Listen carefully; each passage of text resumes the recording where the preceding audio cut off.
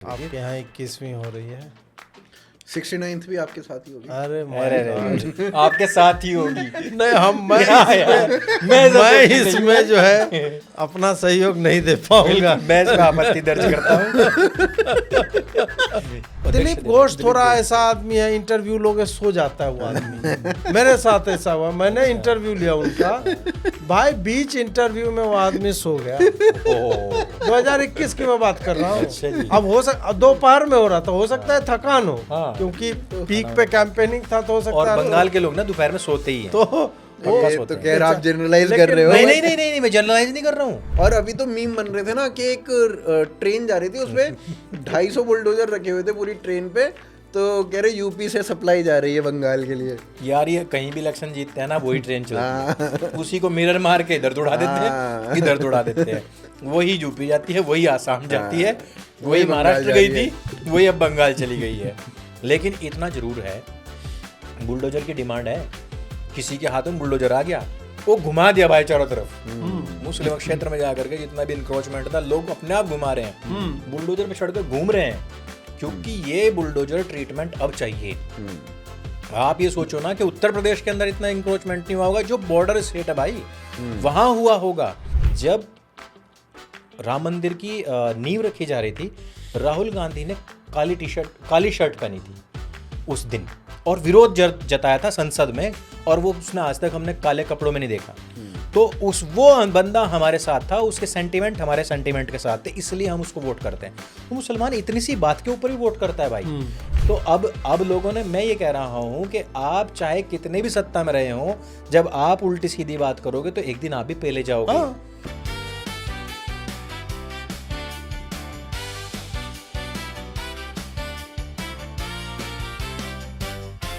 नमस्ते दोस्तों, 63वीं कड़ी भटके हुए युवा की आपका बहुत बहुत स्वागत है। और आजकल तो लोग, मैंने देखा चैट में ना, अरे भाई की जगह पे क्या लिखते हैं, अरे BHY ओनली। पहले BHYI भी कर देते थे, तो लोगों ने मुझे भेजा, और वो कैपिटल में लिखते हैं, अरे भाई बस चुप हो जा। मतलब अगर कहीं पे कोई कॉमिक बात ऐसी, कोई सटायर मार दिया किसी ने, तंज कर दिया राजनीति के ऊपर, तो उसमें अरे कैपिटल में BHY रहने दे। तो मतलब BHY को रहने दे या चुप हो जाए, नहीं, मतलब BHY अपने आप में मतलब एक हैशटैग बन चुका है। और दूसरी बात की मतलब पॉलिटिकल सटायर के रूप में ज्यादातर खास तौर पर। और हमने जो अभी इलेक्शन में देखा है, लास्ट टाइम हम बात भी कर रहे थे कि भाई 63वीं तक तो रिजल्ट आ चुके होंगे और देखा जाएगा उस टाइम क्या होगा। और अजीत भाई ने उसी टाइम बोल दिया था कि या तो हारेंगे या तो लैंडस्लाइड विक्ट्री होगी, जैसे इनकी बिहार में हुई है, गुजरात में हुई है, मध्य प्रदेश में, वैसा कुछ टाइप होगा। आपने कहा 205 आएंगी और आई 207 हैं। मतलब इतना सा एरर केवल, अगर आप मान लो ये अपना आंकड़ा करोड़ों रुपए में बेचना चाहते तो आप बेच सकते थे। आप वहाँ गए थे योगी जी से, जो 35-40 यूट्यूबर मिले थे 2022 के जनवरी में, इलेक्शन से पहले। आपको याद है मैंने क्या बोला था योगी जी को? सबसे पहले मैंने ही बोला था। मैंने बोला 275 सीटें आपको आएंगी। 273 आई उनको। 73 आई। उधर जो 2 कम था, इधर 2 जुड़ गए बंगाल वाले। इधर हो गया ये। अब मैं यहाँ पे मतलब लिखने का मेरा ये था, उसका ऐसा नहीं है कि हम घूमे या कहीं गए, कुछ नहीं। ये प्योर आप कह लो कि इन्फॉर्म्ड गेस कह लीजिए, या फिर जिस तरह से बंगाल वोट कर रहा है, जिस तरह से सोशल मीडिया पे चल रहा था, और जिस तरह से बंगाल के लोग, जितनों से मेरा इंटरेक्शन था, उसको देख करके लगा। फिर सरकार जिस तरह की मैसेजिंग कर रही थी कि 2 महीने एक्स्ट्रा रहेगी फोर्स, मतलब बंगाल में भाजपा नहीं जीत रही थी, 2021 में भी जीतती संभव। यस लगता है, ठीक है, अभी लगता है। जब मतलब ये वाली चीज जब अंजना ओम कश्यप को या किसी को अमित शाह ने बताई कि हमारी तो 100-150 रैली हुई ही नहीं, कोविड के कारण होने नहीं दी गई। ये बात आपने लास्ट वाले में फोकस की थी। अगर ऐसा सही है, अगर ऐसा हुआ है, तब तो मुझे लगता है कि दे कुड हैव वन, फिर उस वक्त वो जीत जाते। अभी क्या हुआ है कि अमित शाह ने सुरक्षा का जो सबसे बड़ा विषय था कि भाई हमें जो है वोटिंग तक जाने नहीं देते, हमारा कोई वोट डाल देता है, फिर एक कंपेनियन वोटिंग होता है कि वहाँ पे आदमी खड़ा रहेगा, यहाँ पे डालो, नहीं डाला तो फोन किया किसको, निकलते ही पेल दो, ये सारी चीज़ें होती थी।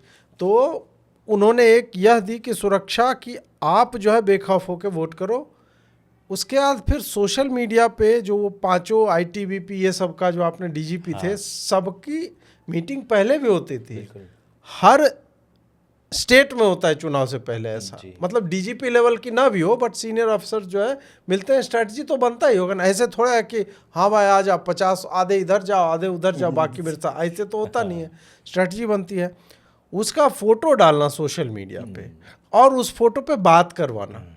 टीएमसी वाले सबसे पहले उखड़े कि ये तानाशाही चल रही है, क्या चल रहा है, उन्होंने खुद ही इसको जो है इतना आगे बढ़ाया। इन सब को देख करके क्या होता है कि जो जनता अभी तक डर रही थी, भयाक्रांत थी, उसको लगता है कि नहीं गवर्नमेंट हमारे लिए कुछ तो सोच रही है कि हम जो है ये करने देंगे। तीसरा था कि सीसीटीवी फुटेज अगर बंद होगा कहीं पे भी वोटिंग तो भाई हम उसी वक्त उस बूथ का हम कैंसिल कर देंगे। 22 बूथ का फालता में हुआ, उसके बाद तो पूरी असेंबली ही कैंसिल हो गई, दोबारा वो चुनाव होने वाला है। ये सब जो एकदम हार्डकोर बेसिक चीज। बाकी देखिए नैरेटिव लेवल का है, नारी सुरक्षा और ये जब तक आप सरकार में नहीं हो आप सुरक्षित नहीं कर पाओगे, नारी को बता सकोगे खाली कि हम सुरक्षा आपको देंगे। लेकिन ये जो काम था ना कि फेयर इलेक्शंस हो जाए, SIR कपल्ड विथ सुरक्षा और सीसीटीवी, और हर बूथ पे कर दिया 1100-1200 से अधिक आदमी वोट नहीं देगा। जो बिहार में एक्सपेरिमेंट किया बहुत सफल रहा, इस बार भी वही किया। अपार्टमेंट कॉम्प्लेक्स में आपका 2000 लोग रहता है, हम 2 बूथ वहीं पे बना लगा देंगे। बिल्कुल बिल्कुल आपको टीएमसी के गुंडे को झेलना ना पड़े। उसके बाद भी आप देखिए कि कुछ जगह पे फाल्टा में तो ये हुआ, बिल्कुल भी खुल्लम खुल्ला हुआ, और भाजपा के जो प्रत्याशी थे वो जाके दिखा रहे हैं कि भाई ये क्या, ये टेप लगा हुआ है इस पे। बिल्कुल।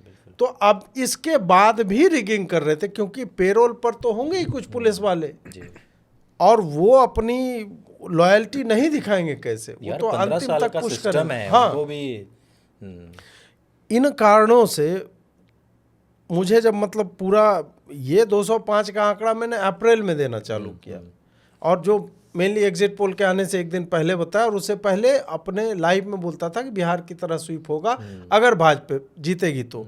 अब ये अगर क्यों आता है? जी अगर इसलिए आता है कि आदमी उन्मुक्त अनुभव कर रहा है कि नहीं, ये हम और आप नहीं जान सकते। बिल्कुल। ये फिर ये अप्रैल में मैं इस पर्टिकुलर डेटा पॉइंट पे तब पहुंच गया जब मैंने कुछ ऑन ग्राउंड रिपोर्टर्स को देखा, जैसे राजीव जी जो है वो माहौल क्या है वाले, वो जब गए और वो पूछ रहे हैं तो आदमी झिझक रहा है। लेकिन उन्हीं आदमियों में कोई महिला जो है खुल के बोलती है जय श्री राम, हम क्यों अजान सुनेगा। ये जब बोलते हैं तो वो एक महिला मात्र नहीं बोल रही होती, बिल्कुल वो अपने तरह के लोगों का रिप्रेजेंटेशन है। ये सिंगल व्यक्ति की कुंठा या डिजायर्स जो है ना इस तरह से फूटती नहीं है। बिल्कुल। ये पूरे उस समाज को जिसको दबाया गया है।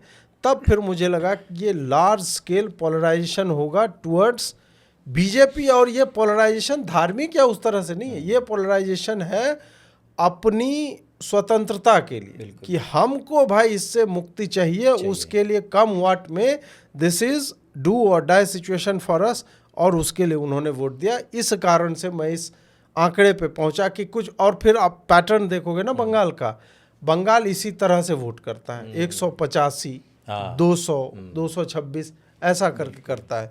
और बदलाव इतनी ह्यूज एंटी इनकम्बेंसी थी, वो तो दिख रहा था। लोगों के मन में भय था, उस भय को हटाया, और उसके बाद आपके सामने है रिजल्ट। जबरदस्त। देखो इसमें आपको एक चीज़, एक फैक्टर और है, बहुत बड़ा फैक्टर है वो, जिसके बारे में बहुत कम बात हुई है, वो है आरएसएस का फैक्टर। पिछले 4 साल से आरएसएस ग्राउंड पे वेस्ट बंगाल में काम कर रही है, ठीक है। और जब बिहार के इलेक्शंस के बाद से बंगाल के इलेक्शंस के तक 1,75,000 मीटिंग्स किए इन्होंने। 1,75,000 छोटा नंबर नहीं है। दिल्ली में 85-80 हजार मीटिंग्स थी, जिसको हम कह रहे थे अबे इतनी कर दी। मध्य प्रदेश में भी इतनी नहीं थी। 1,75,000 से ज्यादा मीटिंग्स की हैं आरएसएस ने छोटी छोटी सभाओं में, जिसमें मेन पॉइंट जो उनका लोगों के साथ बात करने का था वो ये था कि आपको सुरक्षा प्रदान की जाएगी। आप जब सत्ता चेंज करोगे तब ही तो सुरक्षा मिलेगी। बिल्कुल। उनको हिंदुओं के एजेंडे के ऊपर बताया गया, हिंदुत्व के बारे में बताया गया, आप क्या कर रहे हो और आपके साथ क्या हो रहा है उसको ढंग से समझाया गया। इसीलिए आपने जब ये पब्लिक ओपिनियंस देखे होंगे बंगाल के चुनाव के दौरान, तो कई लोगों ने ये बोला कि हिंदू मुसलमान एक बड़ा मुद्दा है। हाँ, कहा तो है भाई। हाँ, एक हिंदू मुसलमान एक बड़ा मुद्दा है। उन्होंने कहा कि क्या हिंदू मुसलमान नहीं होना चाहिए? क्या नहीं नहीं नहीं, होना चाहिए। होना चाहिए। तो बाकी के प्रदेशों में थोड़ा उल्टा होता था कि नहीं यार ये हिंदू मुसलमान करते हैं, ये नहीं होना चाहिए, सेक्युलर लोग इस टाइप की बातें बोल देते थे। जी। बंगाल में उल्टा हो रहा था। वो मतलब जो सेक्युलर नहीं है वो खुले में ये नहीं बोलते थे कि हिंदू मुसलमान होना चाहिए। हाँ। बाकी के प्रदेशों में, बंगाल में उल्टा हो रहा था। वो कह रहे थे कि हिंदू मुसलमान होना चाहिए। क्योंकि वहाँ खुल के हुआ है भाई। हाँ। अभी तक यही तो चल रहा था। हाँ, तो उन्होंने बोला कि जय श्री राम हम खुल के नहीं बोल सकते, बोलेंगे हम। ठीक है। उन्होंने कहा कि यार दशहरा को आप बैन कर देते हो कई कई स्टेट्स, कई कई डिस्ट्रिक्ट्स में, जी। और मुहर्रम खुल के मन रहा मुहर्रम होता है। खुल के मनता है। किसी किसी डिस्ट्रिक्ट में, मुर्शिदाबाद जैसी डिस्ट्रिक्ट्स में तो दुर्गा पूजा ही बैन कर दिया आपने। बांग्लादेश है भाई साहब। तो ये सब मुद्दे थे। नहीं, बांग्लादेश में भी दुर्गा पूजा होती है। दुर्भाग्य ये है, वहाँ हो जाती है। वहाँ हो जाती है। बांग्लादेश यहाँ नहीं में होती दुर्गा है। पूजा होती है और बंगाल में नहीं हो रही। बंगाल में हाँ। होती है। और अभी तो खैर बांग्लादेश से याद आया, बांग्लादेश के एक लीडर ने आज बोला है, आज या कल बोला है कि 17 करोड़ मुसलमान बांग्लादेश के और 3 करोड़ मुसलमान वेस्ट बंगाल के, हाँ। 20 करोड़ मुसलमान हो जाते हैं, जो कि आपके साथ है ममता दीदी। हाँ हाँ हाँ। आप कहो तो हम आ जाएं। एक ने तो विवाह का प्रपोजल दे दिया, एक ने बोला कि हाँ हम कर लेंगे शादी, एक ने बोला कि आप इंडिपेंडेंस घोषित कर दो अपने आप हाँ, को, अपने कि देश बंगाल स्वतंत्र हो गया और हम लोग मिल करके बल्कि बढ़िया मैं तो ये अपना- कह रहा हूँ कि अगर जैसा कि वहां से अभी शेख हसीना निकल गई है और उनको अगर महिला प्रधानमंत्री भी चाहिए तो ममता को ले जा सकते हैं हाँ, हमें। बिल्कुल, और ये तो भाई वहां से आने वाले लोग क्यों आते हैं? क्योंकि वहां ममता दीदी है। यहाँ जो पड़े हुए हैं वो क्यों पड़े हुए हैं? क्योंकि ममता दीदी है। तो ममता दीदी को तो वहां वोट मांगने की जरूरत नहीं पड़ेगी, वहां तो प्रधानमंत्री जाती ही बन जाएगी। कहाँ आप सीएम के चक्कर में पड़े हो? और वहाँ के सवर्ण भी सपोर्ट करेंगे, वहां तो सब सपोर्ट कर देंगे मुसलमान आपको। तो सपोर्ट करते हैं सवर्णों को। देखो काफी मंडल जी ने आज ही लिखा है। देखो ये हम बोल तो रहे हैं, पर कोई मुसलमान काफिर को मुसलमान वो गद्दी नहीं देगा, पहली बात तो ये। और मैं तो कई बार ये भी सोचता हूँ कि जो सयानी घोष ने जो गाना गाया उसका एक बहुत बड़ा इम्पैक्ट रहा है पूरे चुनावों में। जो उसने गाया, अमर हृदय बसे काबा नयन मदीना, जो इसने गाया, नयन तो मदीना। हिंदुओं ने कहा कि हम हमारे हृदय बसे रामा कृष्ण राधा और नयन कृष्ण नयन कन्हैया। उसने तो बहुत अच्छा गाया वो गाना, उस महिला ने गाया है, भाजपा की संभवतः कार्यकर्ता है, बहुत बढ़िया पूरा गाना गाया, पूरा गाना तो ये एक्चुअली एक नैरेटिव था। इसने एक, और योगी जी ने इसको कितना बढ़िया कैपिटलाइज किया। हाँ, बोला काबा मदीना वाले यहाँ नहीं चलेगा ये दुर्गा का प्रदेश है भाई साहब, यहाँ नहीं चलेगा, ये काबा नहीं बनने देना है। वो कहते जिसको बहुत यहाँ नहीं चलेगा। तो इसको बहुत बढ़िया कैपिटलाइज किया गया है।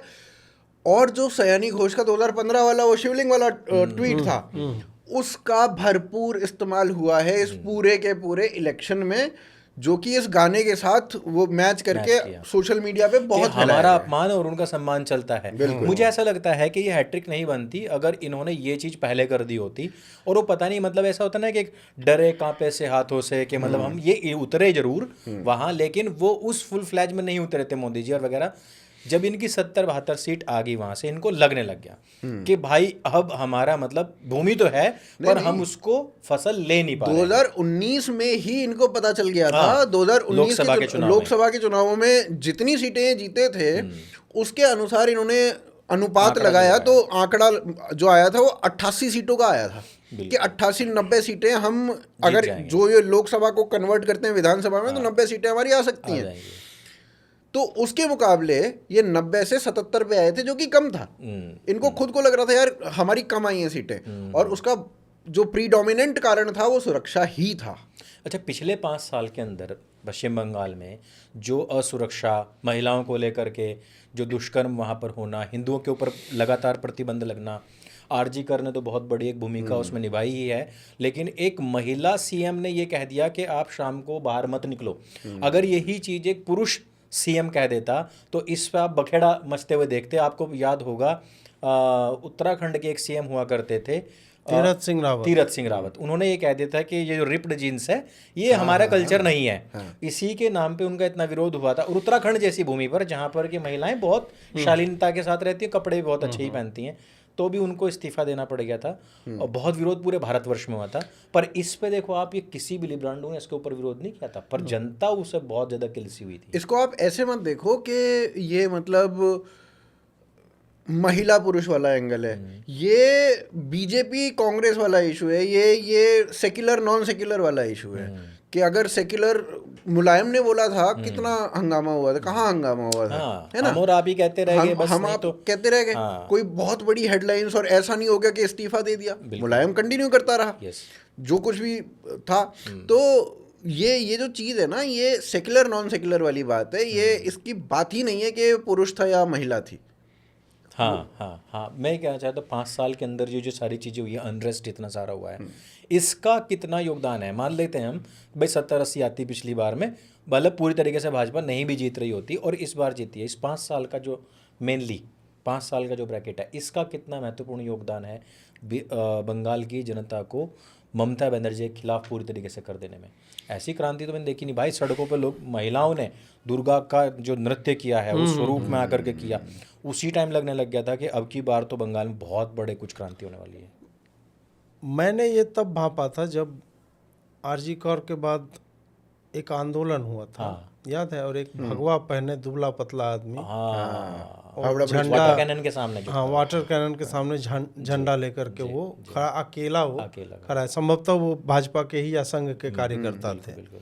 तो वो तो मुझे तब से दिखने लगा था। अब 21 में जब ये जीती ना, तो क्या हुआ कि तानाशाहों में जो प्रवृत्ति होती है उसको लगता है, मतलब वो दिखाता तो है कि इलेक्शन चल रहा है, जैसे हमारे supreme leader Shri Kim Jong Un है, वो 99.96% टाइप का उनको वोट पड़ जाता है, और 2-4 कौन लोग हैं पता भी नहीं, मतलब पता नहीं, बट है कि उनको इस तरह से पड़ता है। तो वहाँ तो चलिए कि और कोई दूसरा पार्टी नहीं है, लीडर है ही नहीं।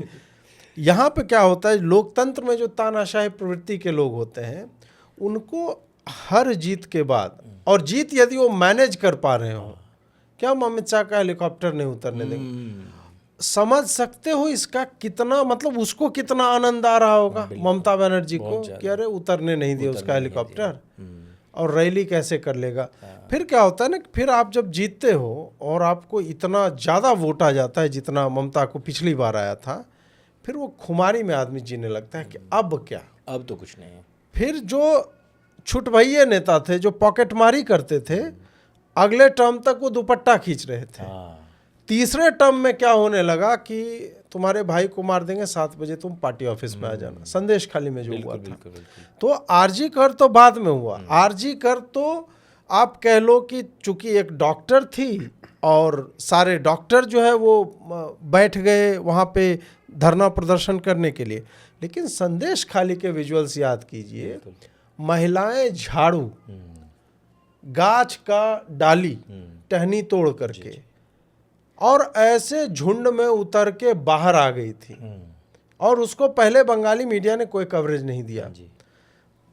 पहला प्रेस कॉन्फ्रेंस स्मृति ईरानी ने किया, उसी दिन संभवतः मैंने पिक किया था, और मैंने 27-28 अलग अलग महिलाओं के और पुरुषों के जो बंगाल के लोग बोल रहे थे उस वीडियो को मैंने डाला, और लगातार मैंने उसको कवर करना चालू किया। तब फिर मेन स्ट्रीम मीडिया भी वहाँ पे जाता है।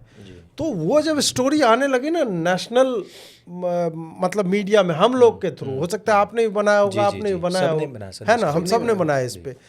फिर क्या हुआ कि यहाँ से भी प्रेशर जो है बनने लगा, और नेशनल मीडिया में आपकी बात होने लगती है। और बात कैसे होती है कि महिला मुख्यमंत्री के राज में महिलाएं इस तरह से, फिर शेख शाहजहां का चाबी घुमाने वाला, अरे पूरा वो है ना, वो विक्ट्री साइन भी दिखाता है। ईडी वाला या सीबीआई कोई गया था तो उसकी गाड़ी को तोड़ दिया था उसके गुंडों ने। फिर मैंने वहाँ के लोकल जर्नलिस्ट से बात की तो पता चला कि भाई एक संदेश खाली नहीं है, पूरे बंगाल में टीएमसी में जो ये मुसलमानों का इनको सपोर्ट, मुसलमान क्या चाहिए सर, बिल्कुल बिल्कुल उनका फिगर्ड आउट है, बिजनेस पे कब्जा कर लिया है आपका, और बांग्लादेशी आ रहे हैं। मैक्सिमम है, तो इम्प्यूनिटी है उनको कि हमको क्या होगा, हम तो भाग के चला जाएगा उस साइड, तो यहाँ जितना रेप करना है कर लो। करो। तो उन्होंने ये सारा जो है पूरा एक ममता बनर्जी के होते होते बलात्कार जो है ना एक इंस्टीट्यूशन बन गया। और टीएमसी के आप देखो ऑफिस में बेडरूम क्यों है भाई, वो एक संकेत है। मैं ये नहीं कह रहा हूँ कि किसी ऑफिस में बेडरूम नहीं होता है, लेकिन टीएमसी के ऑफिस में बेडरूम निकलना और टीएमसी के कैडर पे इतने बलात्कार के आरोप। जब 2021 हुआ था पोस्ट पोल वायलेंस, उसके बाद जब सुप्रीम कोर्ट ने या हाई कोर्ट ने संज्ञान लिया था, उसके बाद 161 जघन्य कृत्यों के एफआईआर लिखे गए थे और 12,500 एफआईआर बाकी जो है वो चल रहा था, जिस पे काम नहीं हुआ। अब कोर्ट का क्या है बेचारा, कोर्ट तो बोलेगा कि यार एफआईआर कर लो यार, अब खुद थोड़े जाके वो कहेगा कि नहीं अब जो है जांच भी करो, वो तो बोल ही सकता है। फिर कहा है तुम नहीं मानोगे मेरी बात, तो बोला नहीं मानेंगे। अरे बता दे रहे हैं कंटेम्प्ट इशू हो जाएगा, कर लो कंटेम्प्ट इशू। बिल्कुल। उसका डीजीपी ही पार्टी के साथ बैठ करके धरना, क्या राजीव कुमार क्या नाम था उसका, वो उसके साथ बैठा हुआ। जब लॉ एंड ऑर्डर इस तरह से कोलैप्स कर जाता है तो अंततः वो आदमी फिर वो कॉर्नर्ड फील करता है कि अब भाई हमको इससे बाहर निकलना है। महिला सुरक्षा, एक महिला सीएम के टाइम पहली बार ममता बनर्जी ने ये नहीं कहा था कि 7 बजे, इससे पहले बोला था कि उसका तो लव अफेयर था। पार्क स्ट्रीट रेप है एक, 7-8 ऐसे फेमस रेप केसेस हैं जिसपे ममता बनर्जी ने विचित्र बयान दिए हैं एक महिला होकर के। वो देख करके लगता है कि ये मतलब एविल इनकारनेट है, अवतार है ये दानव का, समझे, राक्षसी का अवतार है ये। और राक्षस में मुझे लगता है थोड़ी बहुत मतलब शर्म है तो कुछ होती होगी, पर इसमें नहीं है। ये तो तड़पा तड़पा के तुम यार, कहानियां आ रही हैं, अब लोग लिख रहे हैं। हम तो तब संदेश खाली के समय में जो लोग मिलते थे तो हमने तो ये शेयर किया। अब लोग लिख रहे हैं कि बाप के सामने बेटी का रेप हुआ है। ये तो और लगातार होता रहा है। ये तो आई थिंक 2021 के चुनाव की ये जो नहीं 2000 पोस्ट पोल वायलेंस है ये 2021 के बाद क्या हुआ था। एक पार्टी का वर्कर था, बीजेपी के पार्टी का वर्कर था, वो अपनी बेटी के साथ अपने घर में था, ठीक है। तो इसके घर में घुसते हैं लोग, टीएमसी के लोग आ रहे होते हैं, वो पहले से ही देख लेता है कि ये लोग आ रहे हैं। वो कहता है अपनी बेटी को कि तू पीछे के दरवाजे से भाग जा, ठीक है। वो पीछे के दरवाजे से भाग जाती है लड़की, इधर से ये अंदर घुसते हैं टीएमसी के वर्कर्स, अंदर घुस के उसको मारते हैं, उसकी बेटी को पकड़ के लेके आते हैं बाहर से कि तो पीछे से भाग गई है, दरवाजा खुला हुआ होता है तो वो पीछे से भाग उसको पकड़ के लाते हैं, उसको उसके बाप के सामने खड़ा किया जाता है, उसके ऊपर पेशाब किया जाता है, फिर उसको उसके सामने मतलब मारा पीटा जाता है पहले, फिर उसका लड़की का रेप किया जाता है उसके बाप के सामने, फिर उस बाप को मारा जाता है। ये सब कुछ हुआ। एक दूसरी लड़की थी जो जिसने बीजेपी को वोट दिया था, तो उसके बारे में पता चलता है कि भैया ये तो बीजेपी को वोट दे के आई है। उसको भरे बाजार में, मणिपुर वाला इंसिडेंट याद होगा सबको, तो एक लड़की 2 लड़कियों को नेकेट करके घुमाया। इस लड़की को 1.5-2 किलोमीटर तक भरे मार्केट में नग्न अवस्था में घुमाया गया था। और ऐसे 40-50 इंसिडेंट्स थे। एक था जो रिपोर्टेड हैं। अधेड़ उम्र की महिला थी, मुझे लगता है 45-50 साल की होगी, उसको नंगा करके घसीट रहे थे। वो विजुअल मेरे आंख से जाता नहीं है। एक 80 साल की महिला, वो जो सांख पूरा था उसका बेटा शायद। और ऐसे बहुत सारे हैं, ऐसे तो बहुत जिनका फेस सूज गया है, तोड़ फोड़ दिया है, बहुत सारे हैं। अभी तो कोलार चल रहे हैं उसके सोशल मीडिया पे कि ये हुआ है हशर, लेकिन देखो कि पूरे भारतवर्ष के अंदर किसी का जरा सा आउटरीच नहीं है उसके ऊपर, किसी ने बोला नहीं है। हम और आप चाहे कितना बोल बोल के गला सुखा लें, आउटरीच तो ये मतलब आप आरफा खानम शेरवानी की वर्डिंग सुन लो। दीदी की रैली में कोई एक बार चला जाए तो फिर वो दीदी का हो जाता है। सत्संग कर दिया वो दीदी का ही हो जाता है, वो तो दीदी के अलावा कहीं वोट ही नहीं कर सकता है। नेताओं के बाथरूम में जो झांकने जाते हैं उनको तो उनसे उम्मीद क्या कर सकते हो आप, उसको तो अच्छा ही लगेगा, क्या बोलूं मैं। और क्या होता है कि हम और आप भी एक पार्टी के समर्थक हैं, लेकिन हम इतनी आत्मा नहीं बेच सकते कि रेपिस्ट कोई है या रेप का आरोप भी लगा है तो हम उसके साथ खड़े हो जाएंगे बिना काम के। बिल्कुल बिल्कुल बिल्कुल। ब्रिजभूषण शरण सिंह पे अभी तो एक्विट हो गए, जब आरोप लगा था मैं गांव में था शायद, और उस वक्त पहलवान सब ये आ गया था, मैंने उस वक्त भी वीडियो बनाए थे कि भाई ये गलत है, जो भी कर रहा है ये गलत है और पहलवानों की बात सुनी जानी चाहिए। बिल्कुल बिल्कुल। फिर जब 6 महीने बाद वो दूसरे तरह से जो है वो दिखने लगा कि भाई ये इनको तो विधायक बनना है, और वो बनी भी। और अब विधायक बनने के बाद पुनः जो है बेचारी वो अपना विक्टिम कार्ड खेल रही है। वही चलता रहेगा। मैं ये कह रहा हूँ कि ब्रिजभूषण शरण तो भाई सवर्ण है, भाजपा का है और कद्दावर नेता है, उसके विरोध में मुझे, और मैं उसको जानता भी नहीं, बिल्कुल बिल्कुल, मैं उसके विरोध में क्यों जा रहा हूँ? क्योंकि एक पत्रकार हो, मुझे लगता है कि नहीं, कुछ चीज़ें रेड लाइन है। मर्डर भी आप कह लो कि पर्सनल एनिमिटी हो सकता है, किसी के साथ कुछ समस्या हो सकती है, तो आप उसको जस्टिफाई कर सकते हो कहीं ना कहीं, लेकिन रेप को कैसे जस्टिफाई कोई करेगा? और एक फीमेल रिपोर्टर होकर के जिसने देखा हुआ है, वो यहाँ पे ममता बनर्जी के गुण गा रही है, तो इसका मतलब है कि वो कॉम्प्रोमाइज्ड है ऐसे लोग। भाई साहब, आप तो रेप की बात कर रहे हो, वो जो इसमें मध्य प्रदेश में अभी बयान आया था, जब ये पानी वाला इशू हुआ था, हाँ, उसके ऊपर किसी ने, हमने विरोध में ही बनाई ना, हाँ, सबने, इंदौर वाला ना, इंदौर वाला, सबने विरोध में ही बनाई है, किसी ने फेवर में तो बोला नहीं। तो चाहे किसी को भी फेवर कर लो, किसी के भी पक्ष में आप हो, आपकी विचारधारा कुछ भी है, गलत केवल गलत होता है। बिल्कुल, उसके बारे में गलत ही कहा जाएगा। अच्छा, एक मुझे इसका कारण ये भी लगता है कि जैसे दिल्ली और पश्चिम बंगाल, ये 2 खेमे ऐसे थे जहाँ पर इनकी सरकार चल रही थी, तीसरी बची थी केरल कि जहाँ पर वामपंथियों की सरकार थी। आइडियोलॉजिकली ये वामपंथी टाइप से ही थे, और दिल्ली में पहले टूटता है, केरल में टूट जाता है, लेकिन वहाँ पे क्योंकि कांग्रेस आ रही है तो इसलिए लोगों को, बहुत ज़्यादा इन लोगों को फ़र्क नहीं पड़ रहा है। पर जिस तरीके से अब, जैसे उसमें ध्रुव राठी भी हो सकता है, आरफा भी हो सकती है, बहुत सारे लोग हैं जिनको अब मतलब एक तरीके से आर ही समझ लो, वो कर रहे हैं पश्चिम बंगाल के ऊपर। करने का कारण क्या ये भी हो सकता है, जो मैं सोच रहा हूँ कि हमारे जितने गढ़ थे जहाँ जा कर के हम अपनी बात कर लो, या कह लो कि वहाँ से हम अपनी FIR करवा देंगे, या जहाँ हमारे लोगों को पनाह मिलती है। सबसे पहले कहाँ पनाह मिलती थी उन लोगों को? तमिलनाडु मिलती थी, वो तो कामरा को वहाँ मिली थी, लेकिन जो बंगाल से रोहिंग्या वगैरह जो आते हैं, इनको कहाँ मिलती है? पश्चिम बंगाल के अंदर। वहाँ उनके पासपोर्ट तक बन जाते हैं, वहाँ उनको बिजनेस मिलता है, हिंदू लड़कियों का भोग करने को मिलता है। वो गढ़ टूटने का भी आपको लगता है क्या दुख दर्द ऐसा है? देखो, दुख दर्द पीड़ा तो होगी ही। मतलब आप बंगाल को किस तरीके से देखते थे? त्रिपुरा गया, इनको इतना दुख नहीं हुआ कि चलो अभी बंगाल है, बड़ा स्टेट है हमारे पास, है ना, मेजर स्टेट वहाँ का है हमारे पास। बिहार तो गया ही हुआ था, मतलब वो तो नीतीश के साथ इधर उधर हो जा रहा था, बट उनको पता था कि बिहार गया हुआ है, क्योंकि लोकसभा में वो जा चुका था, तो उनको पता था ये आज नहीं तो कल होना है, बिहार जा चुका है। बंगाल एक नॉर्थ ईस्ट पूरा, उड़ीसा का लगता था इनको, पहले उड़ीसा भी गया। उड़ीसा के साथ ये कभी थे नहीं, क्योंकि बीजू पटनायक भी और नवीन पटनायक भी दोनों ही उस लेवल, उस तरीके के नेता नहीं थे।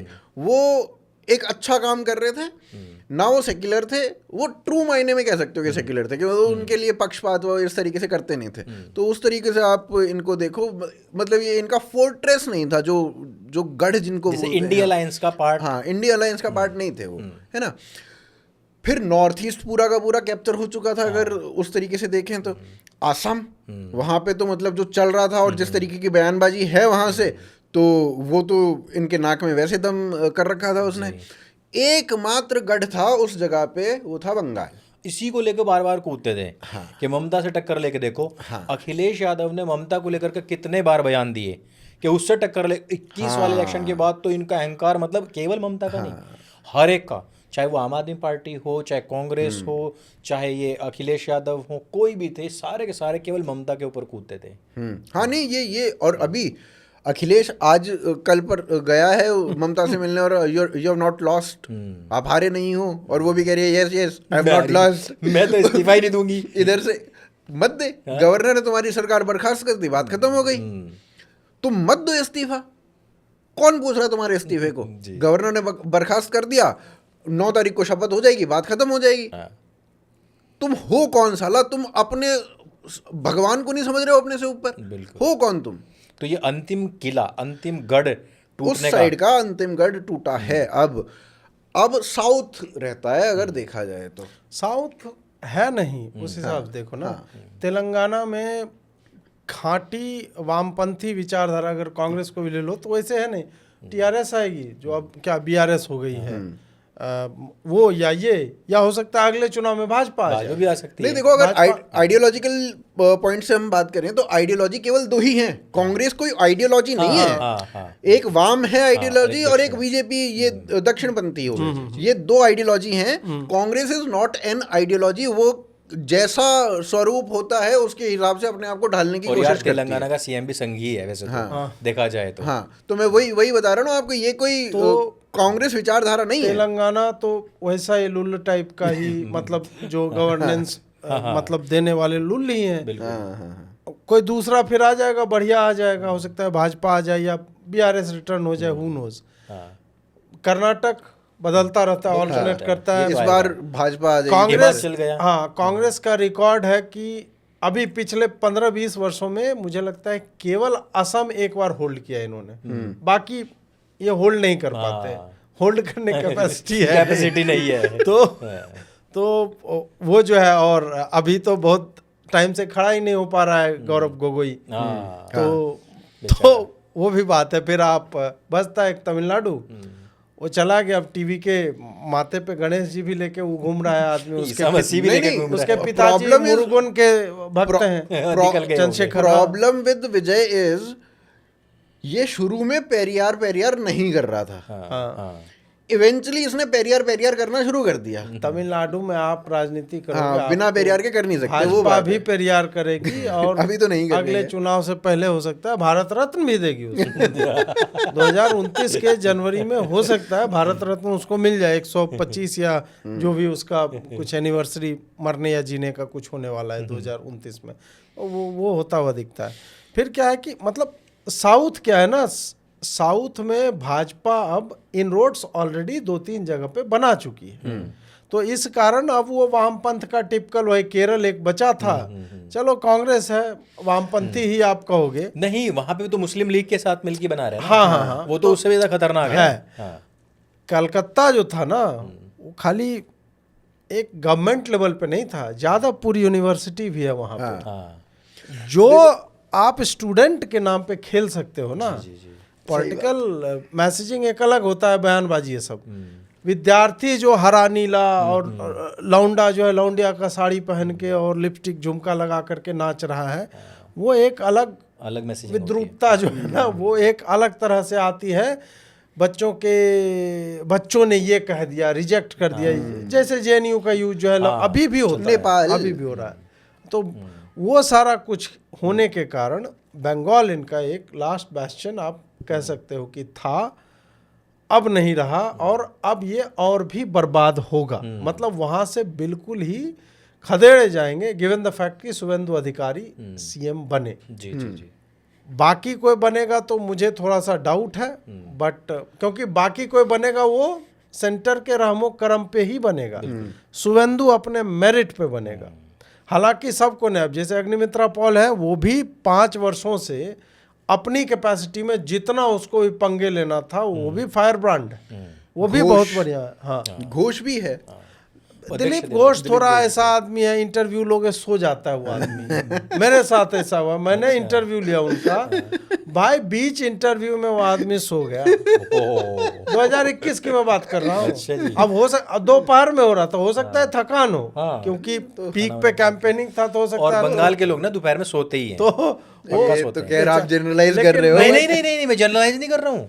अच्छा, नहीं, हाँ, बंगाल, बिहार, उड़ीसा, असम, यहाँ पे दोपहर में सोने का रिवाज क्या मतलब शायद डिमांड है। बीच में दुकान आदमी बंद करके सो लेगा, फिर खुलेगा सेकंड शिफ्ट। पूरा बंगाल यार बंद रहता है। हमारे बाबूजी तो ये कहा करते थे, दिन में भूत सोते हैं। हाँ, वही हमारे यहाँ ये चलता है, हमारे यहाँ ये चलता है, लेकिन वहाँ नहीं है। वहाँ तो सोना ही मतलब सोना एक वो है कि सो लो, ठीक रहता है। क्योंकि जगते 5 बजे, 5 बजे जग जाएगा और फिर 12-1 बजे तक काम करेगा, लंच लेगा, सोएगा 1 से 2 घंटा, फिर उसका दिन आरंभ हो जाता है, फिर शाम में रात में 8-9 बजे जो भी है सोना है। गाँव में आज भी है, मतलब आप खेत से काम करके आए थके हारे, क्योंकि 4 बजे उठते हैं, तो दोपहर में 2-3 घंटे उनको आराम से सोना ही सोना होता है, दोपहर में बाहर नहीं निकलते। बिल्कुल बिल्कुल जी। तो आप बता रहे थे कि दिलीप घोष जो है वो सो जाते हैं, लेकिन आदमी मतलब हाँ देखिए उन्होंने संगठन जो है ना, क्या होता है कि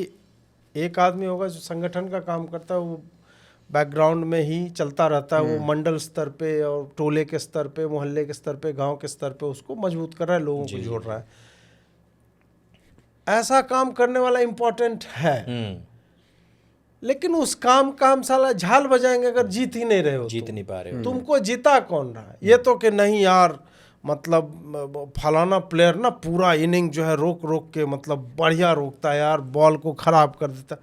भाई हमको चाहिए कि लास्ट में सहवाग आए या ओपनिंग करे, 63 गेंद में 81 रन मार दे, हम चेन्नई टेस्ट जो है जीत जाए, जहां से जीतने की कोई संभावना नहीं थी।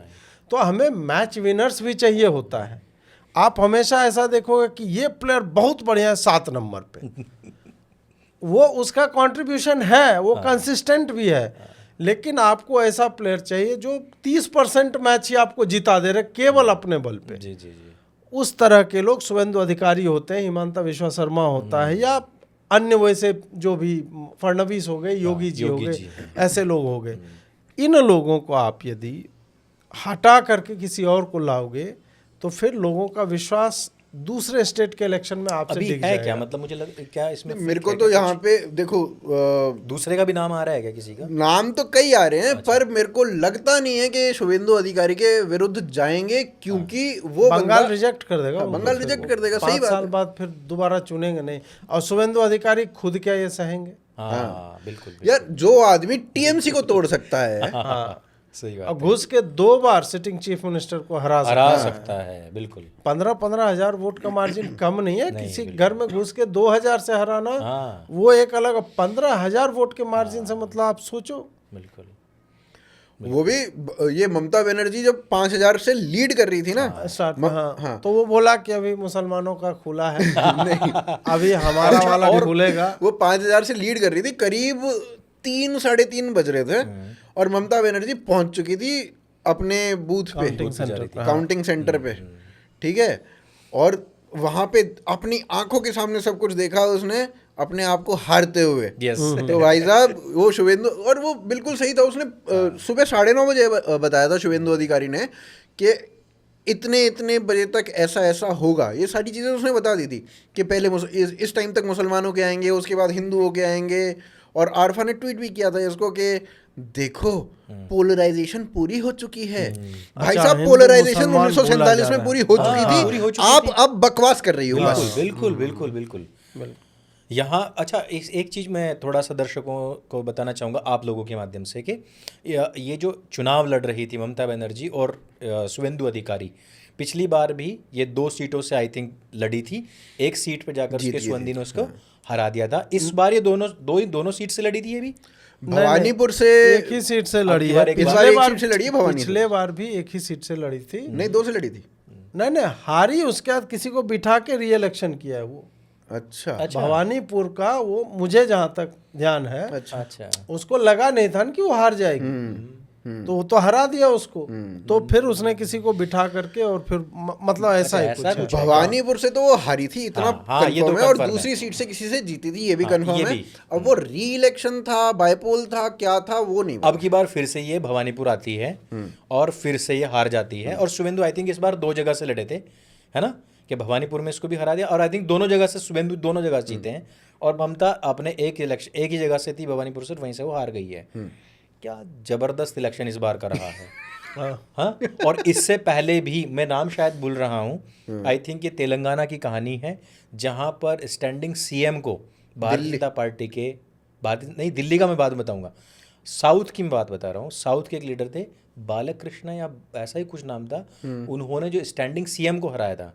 कहाँ की बात है, आपको कुछ याद है? मेरे को तो याद नहीं आ रहा। तेलंगाना में हुआ था शायद ऐसा कुछ। क्या तेलंगाना में था? हाँ, तेलंगाना में ही हुआ था। तेलंगाना में ही हुआ था। सिटिंग सीएम को बीजेपी कैंडिडेट ने हटाया था। तेलंगाना में ही हुआ था ये, और दिल्ली में हुआ था, और फिर दिल्ली में हुआ ये, और अब बंगाल में हुआ, और अब की बार बंगाल में हुआ है ये। देखो बंगाल में दोबारा हुआ ना, वही बंगाल में दूसरी बार जो मैं बोल रहा हूँ वही हुआ था। नंदीग्राम में ही वो लड़ी थी 1600 56 वोट से हारी, हाँ और उसके बाद फिर वो 11 और 16 में भवानीपुर से ही वो लड़ी थी, हाँ 21 में वो नंदीग्राम गई, नंदीग्राम अच्छा। गई, वहाँ हारी, और वहाँ हारी, वापस भवानीपुर आई, वापस भवानीपुर री-इलेक्शन बाय इलेक्शन करवाया। जो है वो करवा के। हाँ पर आप ये देखो ना यार, अब की बार यहाँ आके हराया। हाँ अब अरे वाह। पिछली बार शुभेंदु अधिकारी ने नंदीग्राम में हराया और इस बार भवानीपुर में भवानीपुर हराया। में। ये तो बहुत बड़ी बड़ी बात बात है है भाई भाई। साहब। ये तो जहाँ और ज्यादा जहाँ बड़ी तू बात जाएगी वो वहाँ है वहाँ कि मैं हाँ आऊंगा। कि तुम जगह बताओ, टाइम बताओ, यानी कि हम वहाँ जाके ये अरे होता भाई। है किसी भाई, ये मतलब करेज भी है, हाँ। और ये है कि मतलब उस वो कितना फेमस हो चुका है बंगाल के अंदर वो फेमस नहीं, वो ऑर्गेनाइजेशनल पकड़ जो है ना, सही बात जो अब ईमानता बोल देता है कि अभी भी 100 MLA हमारा है, उसमें जो मुसलमान 6 हमारा साथ है, वो बोल देता है। शुभेंदु अधिकारी बोलता है, वो जानता है कि मेरे साथ है, हाँ मैं किसको कैसे कहाँ पे तोड़ूंगा वो जानता है। तो इंटरनली ऑब्वियस सी बात है कि भाई वो करेगा, अगर उसकी पकड़ है। 2020 तक तुम्हारे साथ था, तुम्हारा सारा स्ट्रेटजी बना। इनफैक्ट ममता बनर्जी को शुभेंदु अधिकारी ने बनाया है, बिल्कुल एग्जैक्टली। उसने क्रिएट किया है, उसको वहां तक पहुंचाया है। बिल्कुल तो यार वो तुमको बना सकता है तो वो खुद को नहीं बना लेगा, बिल्कुल बिल्कुल बिल्कुल उसको बस एक ऑर्गेनाइजेशन ही तो चाहिए। यस और देखो कि जब से वो भाजपा में आया, बैठा नहीं है वो बंदा एक भी दिन, माथे से खून गिर रहा है, लड़ रहा है, सड़क पे जा, वो जानता है कि क्रांति कैसे होती कैसे है होती है। और उसको बेचा कैसे जाता है। सेल करना भी एक बहुत आना बड़ी चाहिए, चीज बिल्कुल है। बिल्कुल। और नहीं अच्छा, तो आप वही है ना कि आप रथ यात्रा निकालते रह जाओगे, बस। सीएम कोई और बनेगा, पीएम कोई और बनेगा, आपके योगदान को याद किया जाएगा, बस। लेकिन आपको आप उस मार्गदर्शक में रखा जाएगा, आप उस लेकिन पद पे नहीं नहीं पहुंच पहुंचोगे। पाओगे। और और मतलब उन अगर लोग का वही है कि लिमिटेड महत्व है, लेकिन they can not be Modi, क्योंकि भाई मोदी ने, आप तो ये बात मानने को तैयार नहीं थे कि यार 272 आ जाएगी क्या। हाँ मोदी ने बोला साला नहीं, हमको 272 प्लस लाना है भाई। हाँ, उसने उस तुम टाइम ईवीएम सोच हैक भी करी नहीं थी। पा रहे। जब 10 साल से कांग्रेस थी, हाँ। तब उसने ईवीएम हैक कर ली थी। हाँ, बोला कि एक है कि आप सोच तक नहीं पा रहे हो कि विल गेट मेजॉरिटी, बिल्कुल। और यहाँ एक बंदा है कि वी विल गेट मेजॉरिटी, तुम मुझे एक बार ट्राई तो करो। ट्राई तो करके देखो। और ऐसे आदमी को मुझे नहीं लगता है कि इग्नोर करना चाहिए, इग्नोर करेंगे वो मेरे को लगता नहीं, देखो शुभेंदु अधिकारी इग्नोर करने लायक है या फिर वो अपने आप को स्वयं इग्नोर होने देगा, नहीं होने मेरे देगा को वो। दोनों ही चीजें नहीं लगती हैं वहां पे। और बंगाल में ऐसे लीडर की ही जरूरत है आज के टाइम पे। आप 10 साल 15 साल रन करवाओ, उसके बाद चेंज करना है तो सोचो, अगर चेंज करने की जरूरत है तो। अदरवाइज मतलब आपको चाहिए कि नहीं यार एक नॉर्मल फेस चाहिए, अब फायर ब्रांड नहीं चाहिए, उस टाइप से अगर आपको सोचना है तो वो 15 साल के बाद, आज की डेट में अगर कोई नॉर्मल नेता, रेखा गुप्ता जैसे नेता को आप ले जाओगे तो भैया वहां पे टीएमसी का जो कैडर अभी भी है वो आपको मारेगा। बिल्कुल शुभेंदु अधिकारी के पीए को मारा है और 5 लोगों को अलग से मारा है, तो आज भी वो मार रहा है। तो भैया ये फिर से होने वाला है। एक वीडियो आप लोगों ने देखा, वो एक बांग्ला में है, एक युवक है, 2 कुत्ते उसके पीछे हैं, और वो शौमिक भट्टाचार्य जो वहाँ का शायद स्टेट का सबसे बड़ा लीडर है, वो ज्ञान दे रहा था कि हम लोग को वही बदला नहीं बदलाव वाला जो ऊपर से बोला गया होगा कि नहीं हम लोग। वो इतना क्रोधित था, वो बोला कि मैंने डोभा का मतलब तालाब का जल पिया है, भूख जब लगती थी, घर पे पुलिस थी, एक रात शौमिक भट्टाचार्य तुमने जंगल में बिताया आज तक, और तुम ये गांधीवादी ये लेकर के आ रहे हो। भाई वो इतना गुस्से में है, और वो बोल रहा है कि हम हिंदुत्व के लिए वोट दिए, हमको भाजपा से कोई लेना देना नहीं है। सही बात है। अपना रास्ता सुधारो, नहीं तो हम लोग अपना देख लेंगे, हम हिंदुत्व के लिए। वो इतना पैशनेट 4-5 मिनट का वो वीडियो है, बांग्ला में है, लेकिन आपको समझ में आ जाएगा।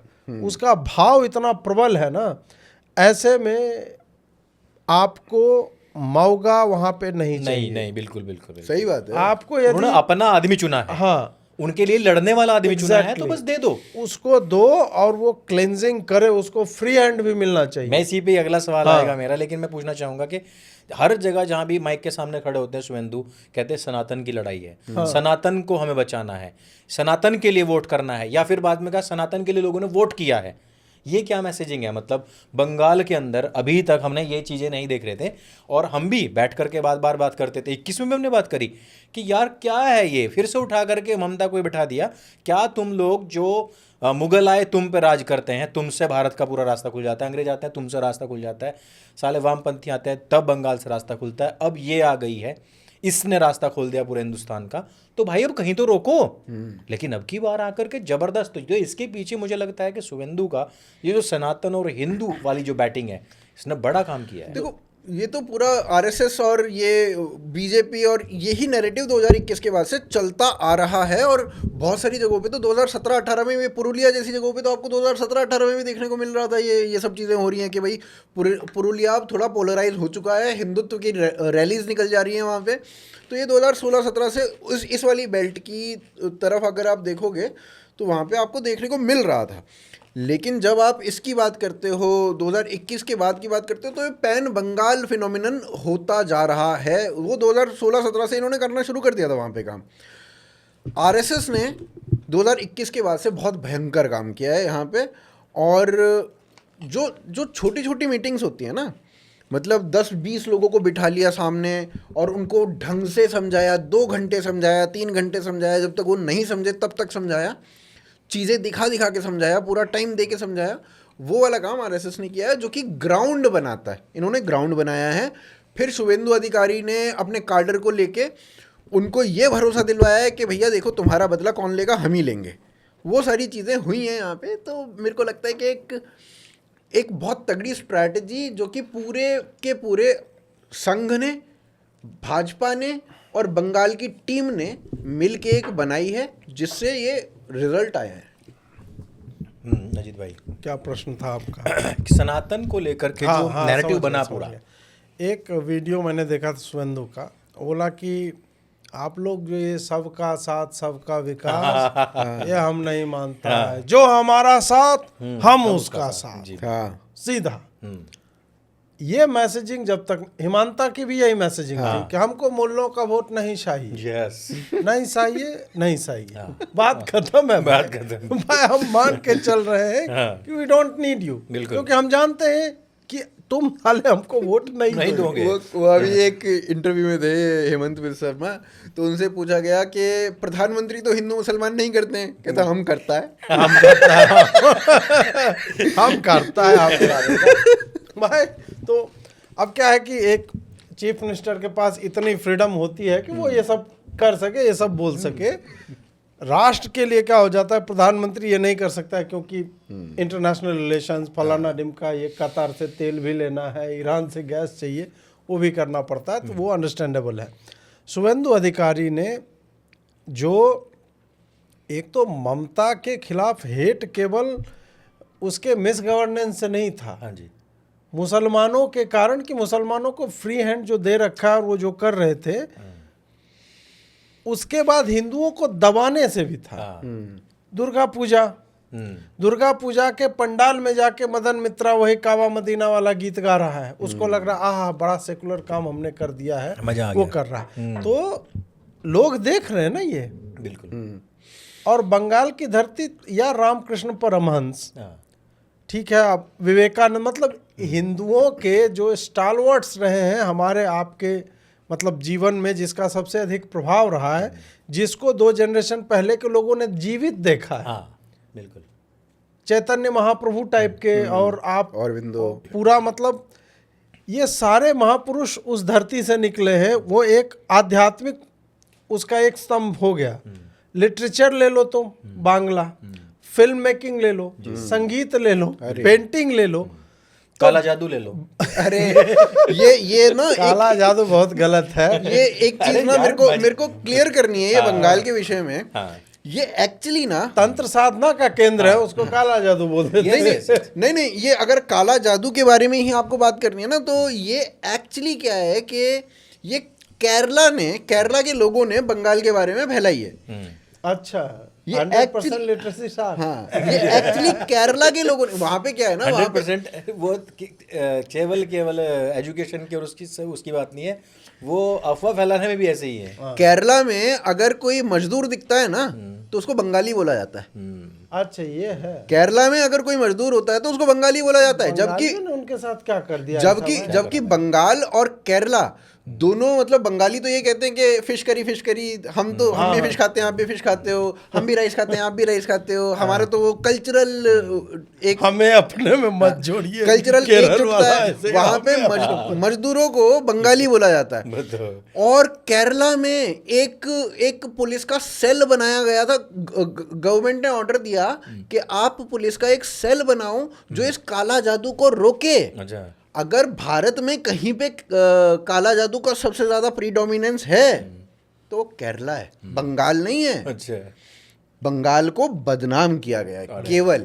खैर जो वो बोला जाता है यार, किताबें आती हैं रेलवे स्टेशन के, और बंगाल का काला हाँ, जादू, बंगाल का काला जादू है ना, ये सारा बंगाल कुछ तंत्र किताब विद्या, बिकता है, वही है, वहीं से आया है सब कुछ। खैर तो इन सब चीज़ों को लेकर के कि जब वो मुहर्रम को प्रमोट करने लगी, दुर्गा पूजा के साथ बकलोली होने लगा, और बांग्ला संस्कृति का नाम तभी वो लेती थी जब मोदी या कोई बाहरी कुछ बोलता था। बिल्कुल। अदरवाइज बांग्ला संस्कृति के साथ तुमने हर वह दुष्कृत्य किया है जो तुमको नहीं करना चाहिए था। तुमने उसकी संस्कृति बिगाड़ी, उसमें तुम वोकिज्म ला रहे हो। वहाँ के कॉलेजेज में नरसंहार, मतलब नरसंहार तो नहीं कहना चाहिए, बट हत्याकांड हो रहे हैं, लोग मार रहे हैं, वीसी को मार दिया था। और आज लौंडे वहाँ के बोल रहे हैं कि राइट विंग वाले तो वायलेंस करते, बोले मतलब इनको पता तक नहीं है कि राइट विंग का कौन है, उनको लगता है कि बोल देता हूँ कूल लगेगा बस है। तो उस चक्कर में इन सब कारणों से कि एक तो तुष्टिकरण जितना चल रहा था चल ही रहा था, दूसरा इनको दबाया जा रहा था ताकि और उनको मजा आए, मुसलमानों को थोड़ा और मजा आए। हाँ बिल्कुल। स्कूलों की छुट्टी जो है शुक्रवार को हो रही है, ये सारा करना। तब फिर हिंदुओं को अब क्या है ना कि हम एक्सपेक्ट करते हैं कि वो खुद ही उठेगा। खुद कैसे उठेगा? बिना संस्थागत सपोर्ट के ये संभव नहीं होता है। उसमें किसी संघ को, किसी पार्टी को आना ही पड़ेगा उनको एड करने के लिए। हम आपके साथ खड़े हैं, एक बार हम में आस्था आप दिखाओ, हम लड़ेंगे, हम आपकी लड़ाई हम लड़ेंगे। ये विश्वास जब उनको होगा, फिर शुभेंदु जैसा आदमी आता है जो खुल्लम खुल्ला बोल रहा है कि हम लड़ेंगे। बिल्कुल। और तुम्हारे बच्चे के लिए यदि हम नहीं किए तो तुम हमको हिंदू मत बोलना। जी जी जी। जो खुल के अपनी हिंदू आइडेंटिटी, जो नरेंद्र मोदी कर रहे थे त्रिपुंड लगा के, बिल्कुल। अभी वो त्रिपुंड लगाते लगता है नौटंकी कर रहे हैं। भले उनका भाव हो कि नहीं भाई हम सही में वक्त है, लोग अब सीरियसली नहीं ले रहे हैं, लेकिन वहाँ पे शुभेंदु अधिकारी जिस तरह से बोलता है तो अभी उसमें आस्था है। अब वही है कि भाजपा फिर जो कर रही है ना ये जात पात वाला को लेकर के, उस पर हो सकता है आगे हम लोग चर्चा करेंगे। हाँ, ये मतलब पूरा जो हिंदुओं ने तुम में आस्था दिखाई उसको अंडन करने का, और जितनी खुशी थी उस पे एकदम से आकर के हाँ, मतलब पीला पेशाब करने वाला काम था सालों ने। हाँ, और नहीं मतलब ऐसे लोगों को तो तुम्हें बहुत पहले ही हटाकर बाहर कर देना चाहिए था, जो हर इलेक्शन बंगाल के अंदर किसी ने जातिवाद के आधार पर नहीं, एक हिंदू होकर के वोट किया। बंगाल में है ही नहीं कास्ट पॉलिटिक्स। अच्छा, होती नहीं, है इसमें वहाँ पे कास्ट पॉलिटिक्स। इसमें बंगाल में ना एक जाति होती है, रेफ्यूजीज है बेसिकली, बांग्लादेश से जो रेफ्यूजीज आए थे वो 17% है। मटुआ बोलते हैं शायद उन्हें। मटुआ बोलते हैं, और नाम शूद्र बोलते हैं, नमो शूद्र उसको बोला जाता है। तो 17-18% की कम्युनिटी है ये। अब 2024 या 25 में ममता बनर्जी ने उनके लिए मंदिर बनवाए। ममता बनर्जी ने जगन्नाथ मंदिर भी बनवाए अभी। तो ये जो चीजें थी ना, ये दिखा रही थी कि हिंदू सर्ज हो रहा है। ये उनके लिए मंदिर बनवाया, उनके लिए ये जय हनुमान ज्ञान गुण सागर भी गाया। तो ये सब चीजें उन्हीं के लिए हो रही थी कि ये 18% 17% जो है हमारे पास आ जाए। अखिलेश को भी लग गया कि भाई अरे उसका मुस्लिम नहीं चलेगा। नहीं, उसका मुस्लिम प्रवक्ता था। हाँ, उसने कहा कि आज बड़ा मंगलवार है, आज मैं शुरुआत करना चाहता हूँ ज्ञान गुण, बोले वही जय हनुमान ज्ञान गुण सागर जय विष्णु लोगों को जाना, उससे शुरुआत किया। मैं कुछ कहना चाह रहा हूँ लेकिन नहीं कहूँगा मैं। अच्छा, मैं अभी बंगाल का जो मेरा लास्ट क्वेश्चन था वो ये था कि अब आपको क्या लग रहा है, मतलब यूपी के अंदर 10 साल में जितना बुलडोजर बजा है, जितना आसाम में 10 साल में बुलडोजर बजा है, क्या लग रहा है कि मतलब इतना बुलडोजर बंगाल में बजेगा अगले 5-7 साल के अंदर ही? यार देखो 30% मुस्लिम पॉपुलेशन है वहाँ पे, हाँ। और उनको आदत एक पड़ी हुई है, जिसको जो आदत होती है ना, हाँ, वो उस आदत से बाज नहीं आता है। बिल्कुल, वो वहाँ पे उस तरीके के कुकृत्य करेगा। यस। ऐसा नहीं हो जाएगा ओवरनाइट, अरे सरकार चेंज हो गई मैं तो चेंज हो जा, ऐसा नहीं होता है, कभी भी नहीं होता यूपी है। में नहीं हुआ भाई। हाँ, वो कोशिश करेगा उसी चीज को दोहराने की, रिपीट करने की, क्या पता हो ही जाए, क्या पता बच ही जाओ, ऐसा सोच के फिर वो पिटेगा। तो बुलडोजर तो यहाँ पे भी आएगा। और अभी तो मीम बन रहे थे ना कि एक ट्रेन जा रही थी, उसपे 250 बुलडोजर रखे हुए थे पूरी ट्रेन पे, तो कह रहे यूपी से सप्लाई जा रही है बंगाल के लिए। यार ये कहीं भी इलेक्शन जीतते हैं ना वही ट्रेन चलती है, उसी को मिरर मार के इधर दौड़ा देते हैं, इधर दौड़ा देते हैं, वही यूपी जाती है, वही आसाम जाती है, वही महाराष्ट्र गई थी, वही अब बंगाल चली गई है। लेकिन इतना जरूर है, बुलडोजर की डिमांड है, किसी के हाथों में बुलडोजर आ गया, वो घुमा दिया भाई चारों तरफ। मुस्लिम क्षेत्र में जाकर के जितना भी इंक्रोचमेंट था, लोग अपने आप घुमा रहे हैं, बुलडोजर पे चढ़ के घूम रहे हैं, क्योंकि ये बुलडोजर ट्रीटमेंट अब चाहिए। आप ये सोचो ना कि उत्तर प्रदेश के अंदर इतना इंक्रोचमेंट नहीं हुआ होगा, जो बॉर्डर स्टेट है भाई वहां हुआ होगा, जहां पर लोग ये है कि मतलब साला फांद के आ जाएंगे, गायें इधर से चुरा ले जा रहे हैं, इधर से महिलाएं चुरा ले जा रहे हैं, इधर से असेट्स चुरा के ले जा रहे हैं, इधर आकर वोट डाल रहे हैं। ये मुझे लग रहा है कि आने वाले समय में ये बुलडोजर ट्रीटमेंट तो लंबा चलने वाला है।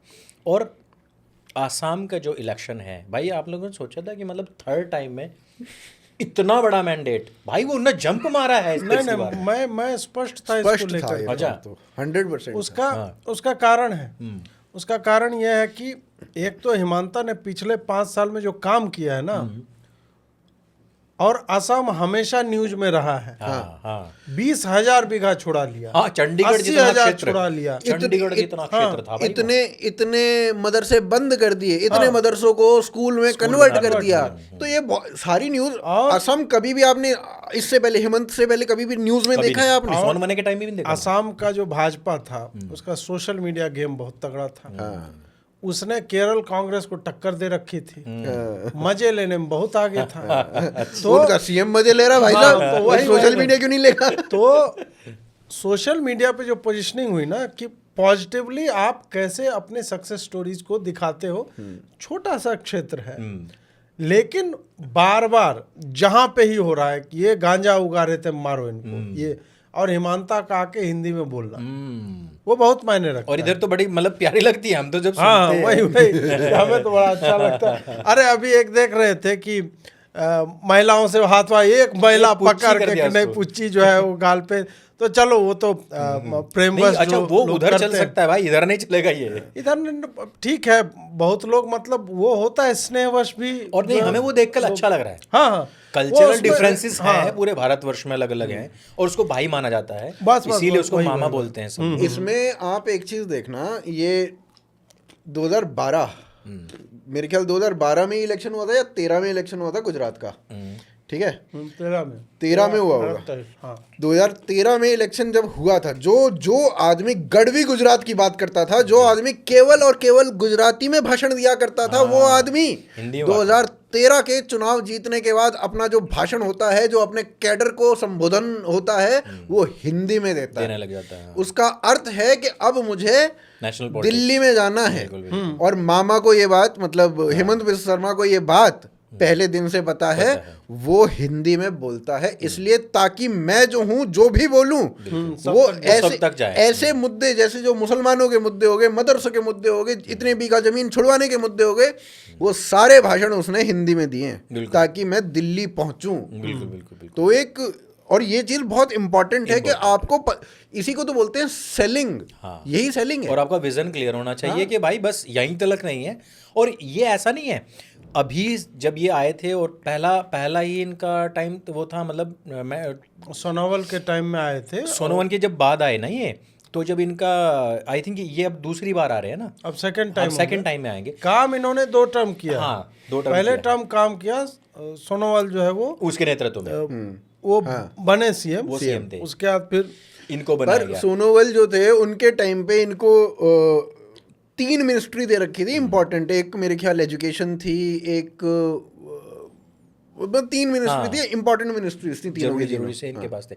तभी से ही ये हिंदी भाषण देना, तभी से ही ये इस तरीके के पॉलिटिक्स पे पूरा बोलना, और फिर उसको हर जगह सोशल मीडिया और मीडिया में उसको फैलाना भी। तो मतलब आसाम जिस तरीके के नॉर्थ ईस्ट के स्टेट्स हैं, हमने नहीं सुना था बाकी लोगों का, बाकी का नाम हमें याद करने पड़ते थे, ये अब हमें याद रहते हैं। नॉर्थ ईस्ट के साथ एक और चीज हुई, मतलब नॉर्थ ईस्ट में कांग्रेस या फिर वहाँ की जो लोकल पार्टीज होती थी उनका शासन रहा, हमेशा से उन्हीं का शासन रहा, और उसके बारे में ना किसी ने ज़्यादा बात भी नहीं की, और ये माना जाता था कि यहाँ छोड़ो ना, 2-4 सीटें तो हैं, क्या फ़र्क पड़ता है, कांग्रेस का शासन है वो, उस तरीके से रहता था। कांग्रेस को वो वोट इसलिए देते थे, देखिए छोटे स्टेट है, अगर वो सेंटर के अगेंस्ट जाएंगे तो सेंटर फंड नहीं देगा, तुम्हारी चर्चा भी नहीं होगी।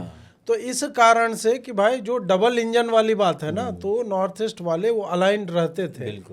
अभी क्या है कि कुछ कुछ स्टेट जैसे मणिपुर है, थोड़ा बड़ा है साइज में, वहाँ की राजनीति चर्चा में आ जाती है और मणिपुर को यूज भी करते हैं। चाहे म्यांमार वाले वो मिलिटेंट ये सारा जो मतलब एक हब बना के रखा हुआ था। और असम बहुत बड़ा है, असम इन सब में बड़ा है।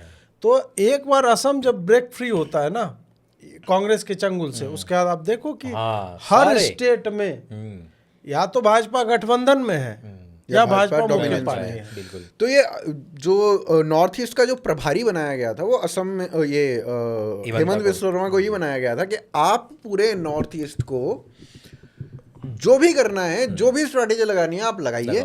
उन्होंने हर स्टेट की एक अलग स्ट्रैटेजी बनाई, अलग तरीके से उस स्टेट में उन्होंने काम किया, और with in 5 years, with in 10 years पूरा का पूरा नॉर्थ ईस्ट भाजपा के पास था, चाहे वो गठबंधन के थ्रू हो, चाहे वो खुद की सरकार हो, और ये पूरा का पूरा काम हेमंत बिस्वा शर्मा करके गए।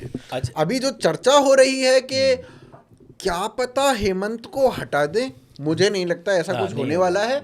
जो प्रॉब्लम्स रही होंगी उनके बारे में डिस्कशन हो सकता है, पर मेरे को लगता नहीं कि उनको हटा सकते। नहीं, हटाएंगे तो क्या होगा ना, इनको फिर यूपी में लोग विश्वास नहीं करेंगे। हाँ, यहाँ नहीं होगा क्योंकि सीधा बोलेंगे कि अरे ये योगी को आगे कर रहा है, ये हटा देगा, हटा देंगे। बिल्कुल। और वो मुझे नहीं लगता है कि भाजपा, 1 मिनट को हम मान लें कि नहीं योगी जो है एकदम बेकार सीएम है, लेकिन छवि कैसी है, क्या उसको आप भाजपा से अलग कर सकते हो? मान लें कि मोदी एकदम बेकार पीएम है, लेकिन क्या मोदी के बिना आप यूपी में ही बोलते हो, यूपी में भी नहीं जीतोगे। आपको ये दोनों चाहिए ही चाहिए, मोदी भी चाहिए, योगी भी चाहिए।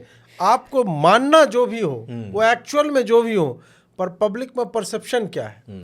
तो जो ही आप एक हिमांता को या शुभेंदु को उसका डिजर्विंग पोजीशन नहीं देते हो, तो फिर लोग ये बात फैलाई जाएगी ना, कास्टेस्ट ग्रुप है वो बैठे हो, योगी नहीं बना। मैंने जो अभी तक का रिकॉर्ड देखा है ना गरीब भाई, भाजपा नेतृत्व निर्माण करती है, और वो चाहे आइडियोलॉजी आपको बाहर से मिल जाए, चाहे अपने अंदर से मिल जाए। अब जैसे कि हेमंत ही है, बाहरी हैं, शुभेंदु हैं तो बाहरी हैं, हाँ। लेकिन इसका आप सम्राट जो है वो भी, अब ये जो नेतृत्व निर्माण अगर होगा तो इन सब का एक इलेक्शन के ऊपर प्रभाव पड़ता है किसी भी स्टेट में।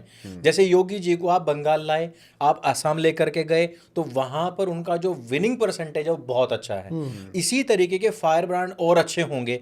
अब जैसे हिमंता हिंदी बहुत अच्छी बोल रहे हैं और वो यूपी आ जाएं और मान लो कि वो मेरे जिले में पहुंच जाएं और वहां कहें कि हमने तो मतलब ऐसा किया है वहां, तो लोगों में मैसेजिंग जाती है कि जो यहाँ सरकार बनने जा रही है वो भी यहाँ पर ऐसा ही करेगी, क्योंकि इन्होंने ऐसे ऐसे लोगों को बढ़ावा दिया और अपने उसमें एक अच्छा नेतृत्व करने के लिए एक पद जो है वो दिया है, तो लोगों में इसका प्रभाव जाता है। योगी क्यों तेलंगाना में डिमांड है, योगी वहाँ के सीएम नहीं बनेंगे, के कर्नाटक में उनके डिमांड क्यों है, वो सीएम नहीं बनेंगे, लेकिन उनको पता है कि भाई ये आइडियोलॉजी हमें यहाँ चाहिए और ये पोषित करेंगे। तो पोषित करने के नाम पे मतलब जो भी एक आजकल के जो नए बच्चे हैं या जो नई जनरेशन के जो नेता बन रहे हैं, वो किसको अपना आइडियोलॉजी में किसको हीरो मानते हैं, योगी हो गए, मोदी हो गए, या फिर हिमंता हो गए। आने वाले टाइम में हो अच्छा कि भाई शुभेंदु को भी वो माने, भाई बढ़िया बुलडोजर बजाया, बढ़िया उन्होंने खूड़ मिला दिए सारे और जितने बाहरी लोग थे सब भगा दिए।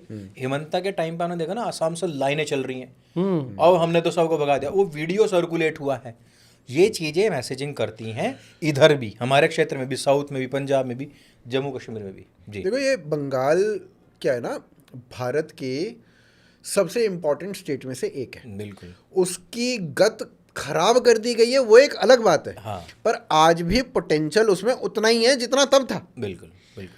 जो ये बात हुई थी कि बंगाल जो है वो एक इंडस्ट्रियल रेवोल्यूशन वाला स्टेट रहा है हमेशा से, तो मेरे को लगता है कि वो उसके ऊपर बहुत ज़्यादा फोकस होना चाहिए। ठीक है, हिंदू मुसलमान जो भी होना है वो होगा।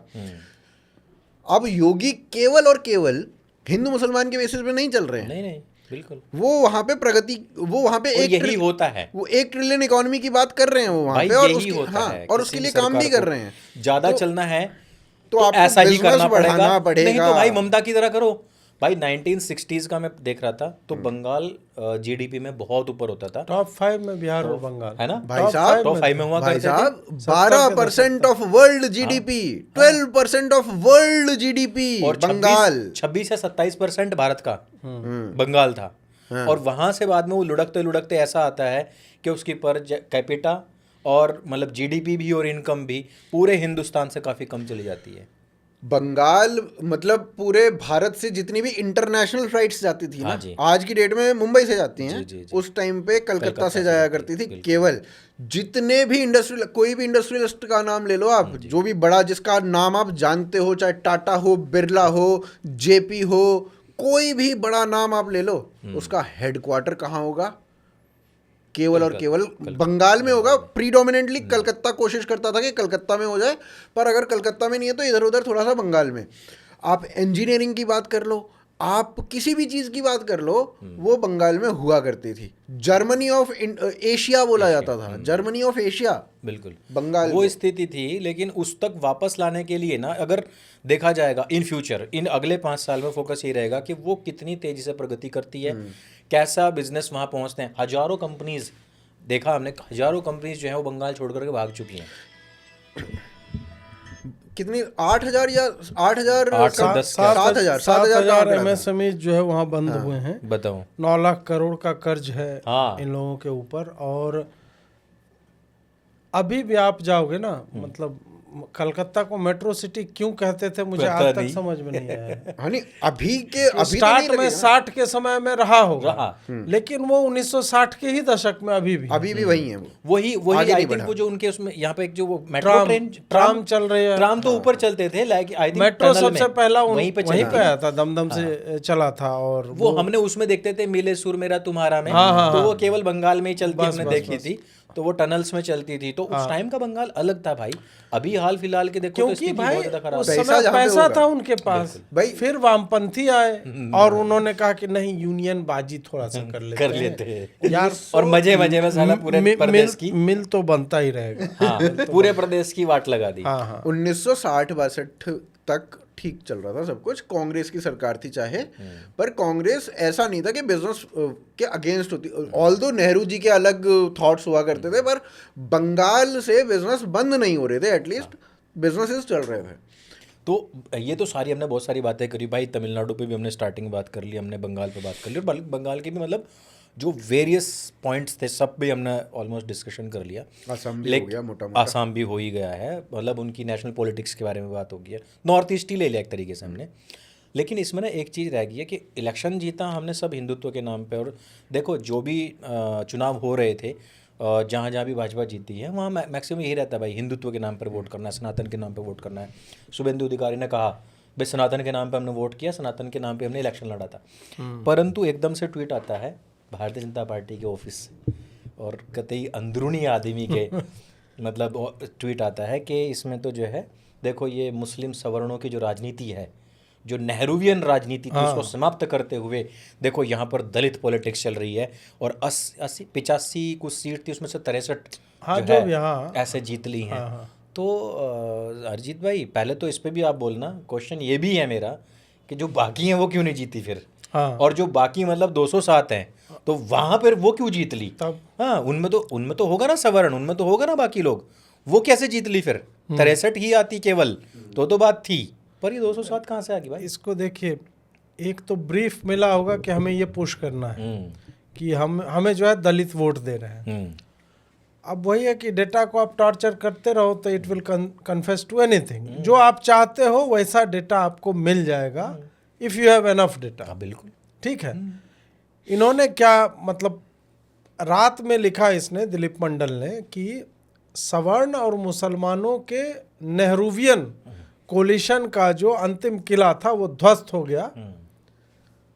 ट्विटर पे लिखा, इसको गाली पढ़ना शुरू हुई, डिलीट मार दिया। डिलीट, फेसबुक से नहीं किया डिलीट। डिलीट राजनीति करते हैं संभवतः अभी भी फेसबुक पे उसका ये पोस्ट है।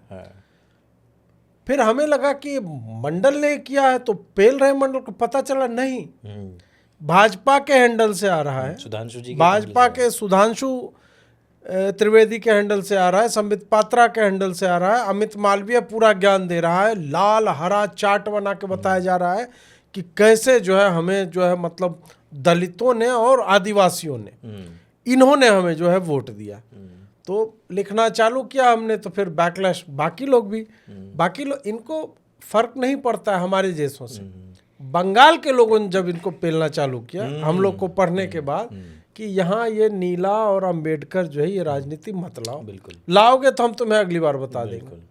ये भी तो इनको इंटरनली जिस जगह के लिए नाच रहे थे और अभी उत्सव थमा भी नहीं था, आरंभ ही हुआ था। बिल्कुल, शुरुआत कि 7 दिन चलने तो कम से कम यार, कब्जियत है बाद में टट्टी कर लेना। लेकिन नहीं कि हम जब्त करके बैठे थे इतने दिन से, अब हम यहीं हगेंगे। तो वहाँ पे अपना मंडल जो है वो पैजामा उतार के तैयार है कि नहीं हमको हगना है, और वो बेचारा उतार के बैठ गया अपना उठा करके लहंगा। फिर उसको लगा कि शायद ये ब्लंडर हो गया, फिर उसको मैनेज करने लगता है। अगले 2 दिन पूरा लिखे हुए कि दलित ने ये कर दिया, कोई भव्य मूर्ति नहीं अम्बेडकर जी की जो दूर से दिखाई दे। बंगाल में अपने लोग कम गए क्या कि अम्बेडकर को इंपोर्ट करेगा बंगाली? बिल्कुल। इतना ही तुमको कॉन्फिडेंस था तो अमित शाह और मोदी और योगी आदित्यनाथ और हिमांता विश्वा शर्मा एक ने भी अम्बेडकर की बात क्यों नहीं की? एक ने भी नहीं करी। रैली में क्यों नहीं दिखे अम्बेडकर? प्रॉमिस करते वो, हाँ, हर रैली में जाके प्रॉमिस करते कि सबसे बड़ी मूर्ति हम यहाँ बनाएंगे और फिर तुम्हें वोट देख लेते। पंचतीर्थ हमने वहां बनवाए हैं, यहाँ पे बनवा देंगे। अब फिर बंगाल से मतलब क्या उस बंदे का? जो दाढ़ी रखी थी इतनी लंबी, किसे देख के रखी थी? अम्बेडकर को? नहीं, और अम्बेडकर को तो हमने आज तक अब मोर को चारा खिला रहे थे हैं, शॉल जो है ऐसे उड़ रहे थे कि नहीं इस पिछले जन्म में मैं बंगाली था।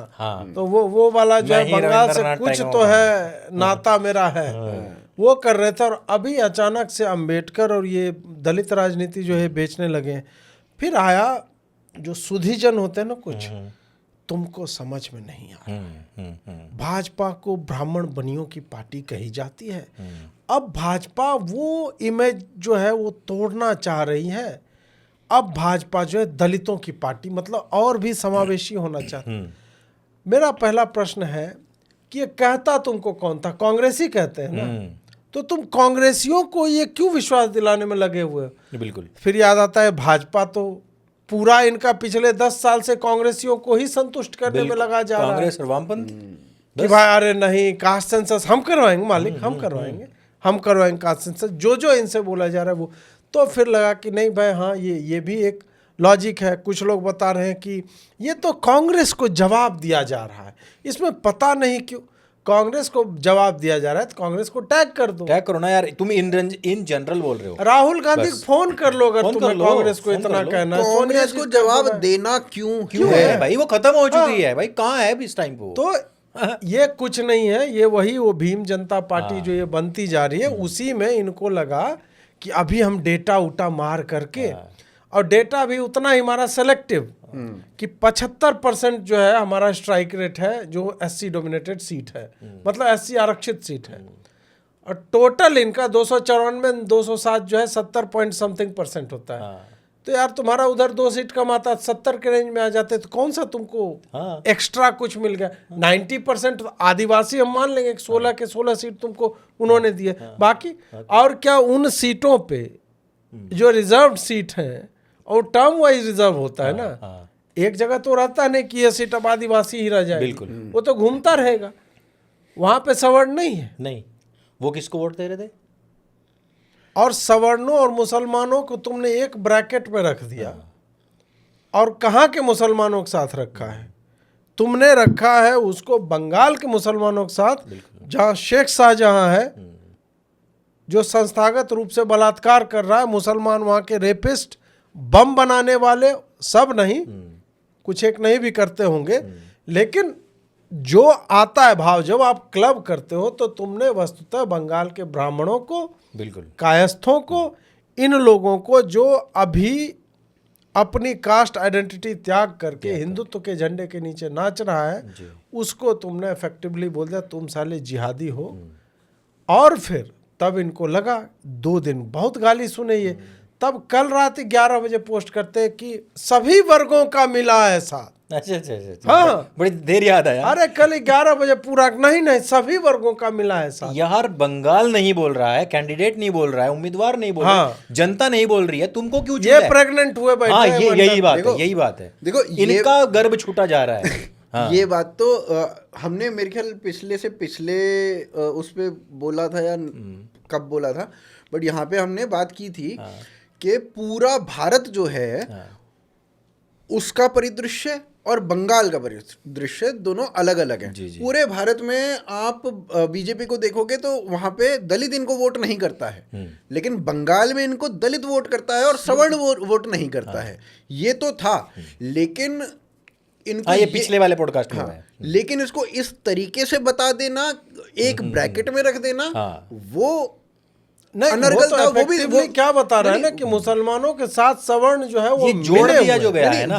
और नेहरूवियन पॉलिटिक्स बंगाल मेरे भाई बहुत पहले खत्म हो चुकी है। नेहरूवियन तो कांग्रेस कब थी सत्ता में भाई? 60 में ये खत्म हो चुकी है बंगाल में। 63 में उसकी पॉलिटिक्स अभी तक उसकी अभी तक कैसे चल रही थी? पॉइंट बताए क्या है, ये तब आप कर रहे हो जब इलेक्शन के नतीजे आ चुके हैं। हाँ। ये इलेक्शन के नतीजों से पहले होता, एक घड़ी को मैं मान लेता, समझ लेता, कुछ उसमें लॉजिक लगा लेता, पर इलेक्शन के नतीजों के बाद जिसमें पूरा का पूरा आपको डेटा पता चल रहा है कि सारे सवर्णों ने आपको वोट दिया है, सारे दलितों ने भी आपको वोट दिया है, वोट केवल हिंदुत्व के नाम पे दिया गया है, उसके बाद अगर आप ये करते हो तो आपके मन में खोट है। ये पूरे भारतवर्ष में गलत मैसेज, नेगेटिव मैसेजिंग जाएगी। 70% मतलब मोटा मोटी 70-72% हिंदू है वहां पे। और तुमको जीतने के लिए, मुसलमान तो सब टीएमसी को वोट दे रहा है, तो तुमको उस 70% में 93% अगर वोट दे रहा है, तुम सोचो कि किसने छोड़ा तुमको। देखो मैं इसमें ना गणित देता हूं आपको। एक्चुअल गणित क्या है, 30% तो आपका निकल गया मुसलमान, जो कि भाजपा को वोट नहीं करेगा। इस बार मुस्लिम वोट बटा है, टीएमसी को नहीं गया है पूरा का पूरा, मुस्लिम वोट बटा है, उसके बारे में बात नहीं करते हैं, वो 30% वोट हटा दो, ठीक है। अब बात करते हैं जो 70% है, ठीक है। अब इस 70% को 100% मान लो, ठीक है। तो इसमें से भाजपा को आइए कुछ 46% के आसपास वोट परसेंट मिली है। 46% जो वोट मिली है इसको, वो पूरी की पूरी हिंदुओं से आई है, जो कि टर्न आउट होता है करीब 66, 67, 68% पे। आपको 68% हिंदुओं ने बंगाल में वोट दिया है। इसका अर्थ क्या है? केवल दलितों ने वोट नहीं दिया है आपको। बिल्कुल। जो मैं मानता हूं कि 2021 से पहले आपको बंगाल में देखो, भद्रलोक जो था वहां पे सारा अपर कास्ट रहता था और भद्रलोक में भाजपा का एंट्रेंस था ही नहीं। जी। अग्रीड। भद्रलोक नहीं यार, किसी में नहीं था। 3 सीट तुमको आती, सही बात है, तुमको वोट दे रहा, सही बात है। लेकिन फिर भी आपने एक सेंध जो मारी ना इससे पहले, वो थोड़ी दलितों में मार ली थी। तुम एक पार्टी ही नहीं थे उस वक्त तक। सही बात है। लेकिन इसको इस तरीके से ब्रैकेट में डाल के भैया सवर्ण और मुसलमान, अरे भैया पूरे देश में तुम्हें सवर्ण वोट कर रहा है, तुम वहां पे उसको उस सेम ब्रैकेट में डाल रहे हो। बिल्कुल। मतलब कौन तुम्हें ये वाली सीख दे रहा है? मेरे सामने ये इलेक्शन के रिजल्ट के बाद। और आज हम लोग जब आ रहे थे तब उसका एक ट्वीट आया है, उसमें उसने लिखा है, मतलब कि हाँ भाई ठीक है, मान लिए कि सबने वोट किया है, यही सुनना चाहते थे ना। उसके बाद लिखा है कि मुसलमानों ने हमेशा सवर्णों का साथ देके उन्हें सत्ता में बिठाया है, जिस व्यक्ति को चुना। बोले साला मुसलमान सवर्ण को कैसे सत्ता में बिठा नहीं, ये देगा सवर्ण और ये जोड़ना ही गलत है पूरी तरीके से। वो वही घुसाना चाह रहा है बार जान के बूझ के वो जातियों का और अलग क्यों? अलग तोड़ना। मैं कुछ कहेंगे मंडल पे फिक्सेटेड है क्योंकि वो राजनीतिक रंडी है वो, और जब से वो भाजपा में आया अवसरवादी है, दल है वो, जब से वो भाजपा में आया है, वो भाजपा का पूरा भीमकरण हो रहा है उस टाइम से। वो तो हो ही रहा है। मैं अभी बता रहा हूँ, पिछले 10-15 दिन का उसका पोस्ट निकालोगे ना, वो मुसलमानों को लगातार टारगेट कर रहा है। अब क्या है, सवर्णों को इसने त्यागा हुआ था, मुसलमानों को टारगेटिंग से पहले उसका 10 दिन टारगेटिंग चला ओबीसी, उससे पहले दलित चल रहा था। और ये पूरा स्केल आप देखोगे कि उसके ट्विटर का टाइम फ्रेम, ये यूजीसी के बाद से उसने ये स्ट्रैटेजी संभवतः बनाई कि हमको कब किस चीज़ की पोजीशनिंग करनी है। ओबीसी की जब वो बात करता है और उसमें मोदी जी ने ओबीसी को, मोदी जी ने ओबीसी को, लेकिन मोदी जी मजहब के नाम पे आरक्षण, वो चुपके से ये गायब कर देता है बात कि ओबीसी में मुसलमान है। ऑलरेडी और मोदी जी छाती ठोक के बोलते कहते हैं कि उस बात को कि 52 जातियों को हमने जो है दिलवाया। वो दोगलाई वहां पे कर जाएगा, वहां से हटा देगा। फिर मुसलमानों को टारगेट ऐसे कर रहा है कि भाजपा जो एकदम मुसलमानों केयर नहीं करती ऐसे। अरे हम जानते हैं केयर करते हो और तुम्हारी नीतियों में डिसप्रोपोर्शनेट अमाउंट का लाभ मिलता है। 13% पॉपुलेशन है, हो सकता है 17% उनको नीतियों का लाभ मिल रहा हो। और ये तुमने छाती ठोक ठोक के बोला है, कई बार बोला है ना कि हमने मुसलमानों के लिए जो किया तुम लोग क्या करोगे। आप उज्ज्वला की बात कर लेते हो तो उज्ज्वला उसमें भी वही बोलता है। उज्ज्वला में बताया इन्होंने, कानों में बताया, आवास योजना में बताया इन्होंने। संसद में भाषण दिया है कि 30% जो है मुसलमान उज्ज्वला उसके अंडर आते हैं। आवास योजना में इन्होंने बताया कि 28% मुसलमान आवास योजना का लाभ उठा चुके हैं। भारत में जनसंख्या कितनी है भाई साहब? कोई और ले लो, उसमें भी इसी तरीके से इन्होंने 33% का भी बताया था किसी का आंकड़ा। तो भारत में अगर आपके हिसाब से जनसंख्या है 14%, 18%, 20% जो भी होगी, लेकिन अगर वो 33% लाभ उठा रहा है तो डिसप्रोपोर्शनेट है। बिल्कुल है। और फिर ये करके मतलब अपीयरेंस क्या क्रिएट करना चाह रहे हैं कि मोदी जी त्रिपुंड लगाते हैं, त्रिशूल डमरू और पेल रहे मुसलमानों को, ये पूरा करके कि दिलीप मंडल देखो यार मुसलमान को आर्मी।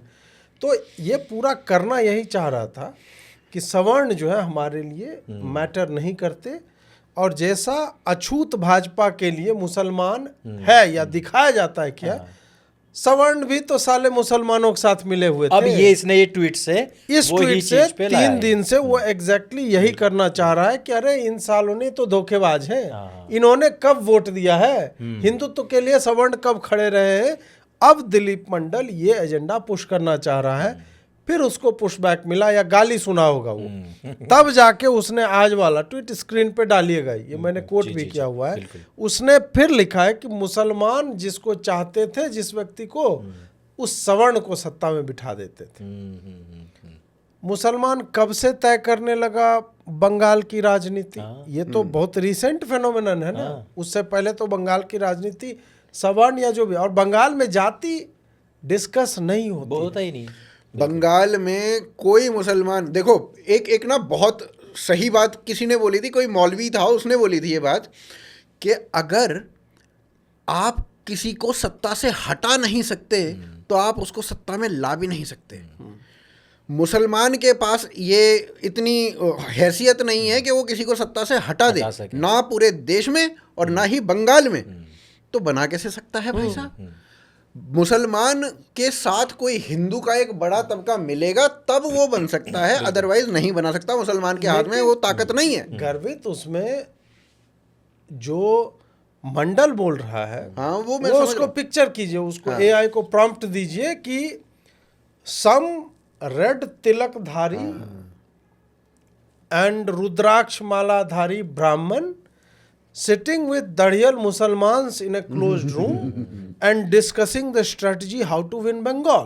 Exactly. मंडल आपको ये पिक्चर दिखाना चाह रहा है कि भाई हिंदू, ये तुम्हारे जो ब्राह्मण और कायस्थ जो मूल मतलब अधिकांश जो सवर्ण वहाँ पे डोमिनेट करता है, क्षत्रिय मुझे लगता है कम है थोड़ा बंगाल में, तो वो ये आपको पुश करके नहीं तो दिखाना आप ये चाहता है। केवल बंगाल की बात क्यों कर रहे हो? फिर दिखाओ ना कि अखिलेश यादव ओबीसी था, हाँ। मुसलमानों ने मिलकर उसको बनाया। हाँ। तो लालू प्रसाद यादव ओबीसी है, उसको बना नहीं, रहे हैं। तब नहीं बोलेगा ना। नहीं, उसमें क्यों नहीं बोल रहे हो? और बंगाल के अंदर दोगला है ना, और इसलिए नहीं बंगाल के बोलेगा। अंदर और मायावती दलित थी। मुसलमानों ने मिलकर के बनाया उसको। दलित साथ मुस्लिम में लालू उसके- यादव हाँ, लालू यादव, ओबीसी है। वो ऐसा- काशीराम काशीराम की यही के साथ स्ट्रेटजी खड़े थी थे ना। और अभी चंद्रशेखर रावण के साथ खड़े हैं बहुत सारे। तो ये तो केवल बंगाल की आप बात करो, बंगाल में तो मुसलमान बहुत कम थे। ये तो अब अवैध घुसपैठिए बहुत ज्यादा आए और डोमिनेंट किया, तब जाकर के ममता ने उनको अपीज किया और कहा कि भाई हमारे स्टार्टिंग ही 30% से होगी। तो ये तो तब हुआ है भाई। एक बात जो उसमें और ऐड करना था कि एक तो ये बताता है कि ऐसे गुप्त मीटिंग इनकी होती होगी। मुसलमान ममता को दूसरे कारण से वोट करता है, हाँ सवर्ण हिंदू ममता को दूसरे कारण से वोट बिल्कुल करता है। सही बात। बिल्कुल बिल्कुल मुसलमान वोट करता है कि हमें भाजपा को नहीं नहीं आने आने देना है, उसको ऐसा नहीं कि नहीं दीदी हमारे लिए पॉलिसी अच्छा बनाता है, सड़क बना देगा दीदी, ना ना ना, दीदी भाजपा को रोक रही है, वही एकमात्र उसका है, काफी है उसके लिए। इस कारण हम इसको वोट दें। बिल्कुल बिल्कुल। नहीं तो हुमायूं कबीर तो टीएमसी का था, निकला, तुम्हारी आस्था यदि पार्टी के साथ होती वो कैसे जीत गया? टीएमसी के कैंडिडेट को उसने हरा दिया है। मतलब आस्था तुम्हारी कौम के साथ है। बिल्कुल बिल्कुल कौम के साथ। अरे तुम्हारे लिए जिसने काम यूसुफ किया, पठान। यूसुफ पठान गुजराती। क्लासिक एग्जांपल भाई वही साहब। मैं बोल रहा हूँ कि तुम्हारे लिए बहरामपुर में जो काम किया, अधीर रंजन तो 5 या 6 बार से 5 बार से सांसद, और उसने उस रीजन के लिए बहुत किया, वो डिसेंट आदमी है, ठीक है, और उसको हरा दिया किसके लिए? यूसुफ पठान के लिए। गुजराती जो 4 बार आपके यहाँ पे आया नहीं, उसके लिए आपने उसको हरा जिसको दिया। बंगाली आती नहीं और है। कोलकाता नाइट राइडर्स में खेलता था ना भाई, यही कनेक्शन है उसका बंगाल। बस और बस इतने में हरा दिया।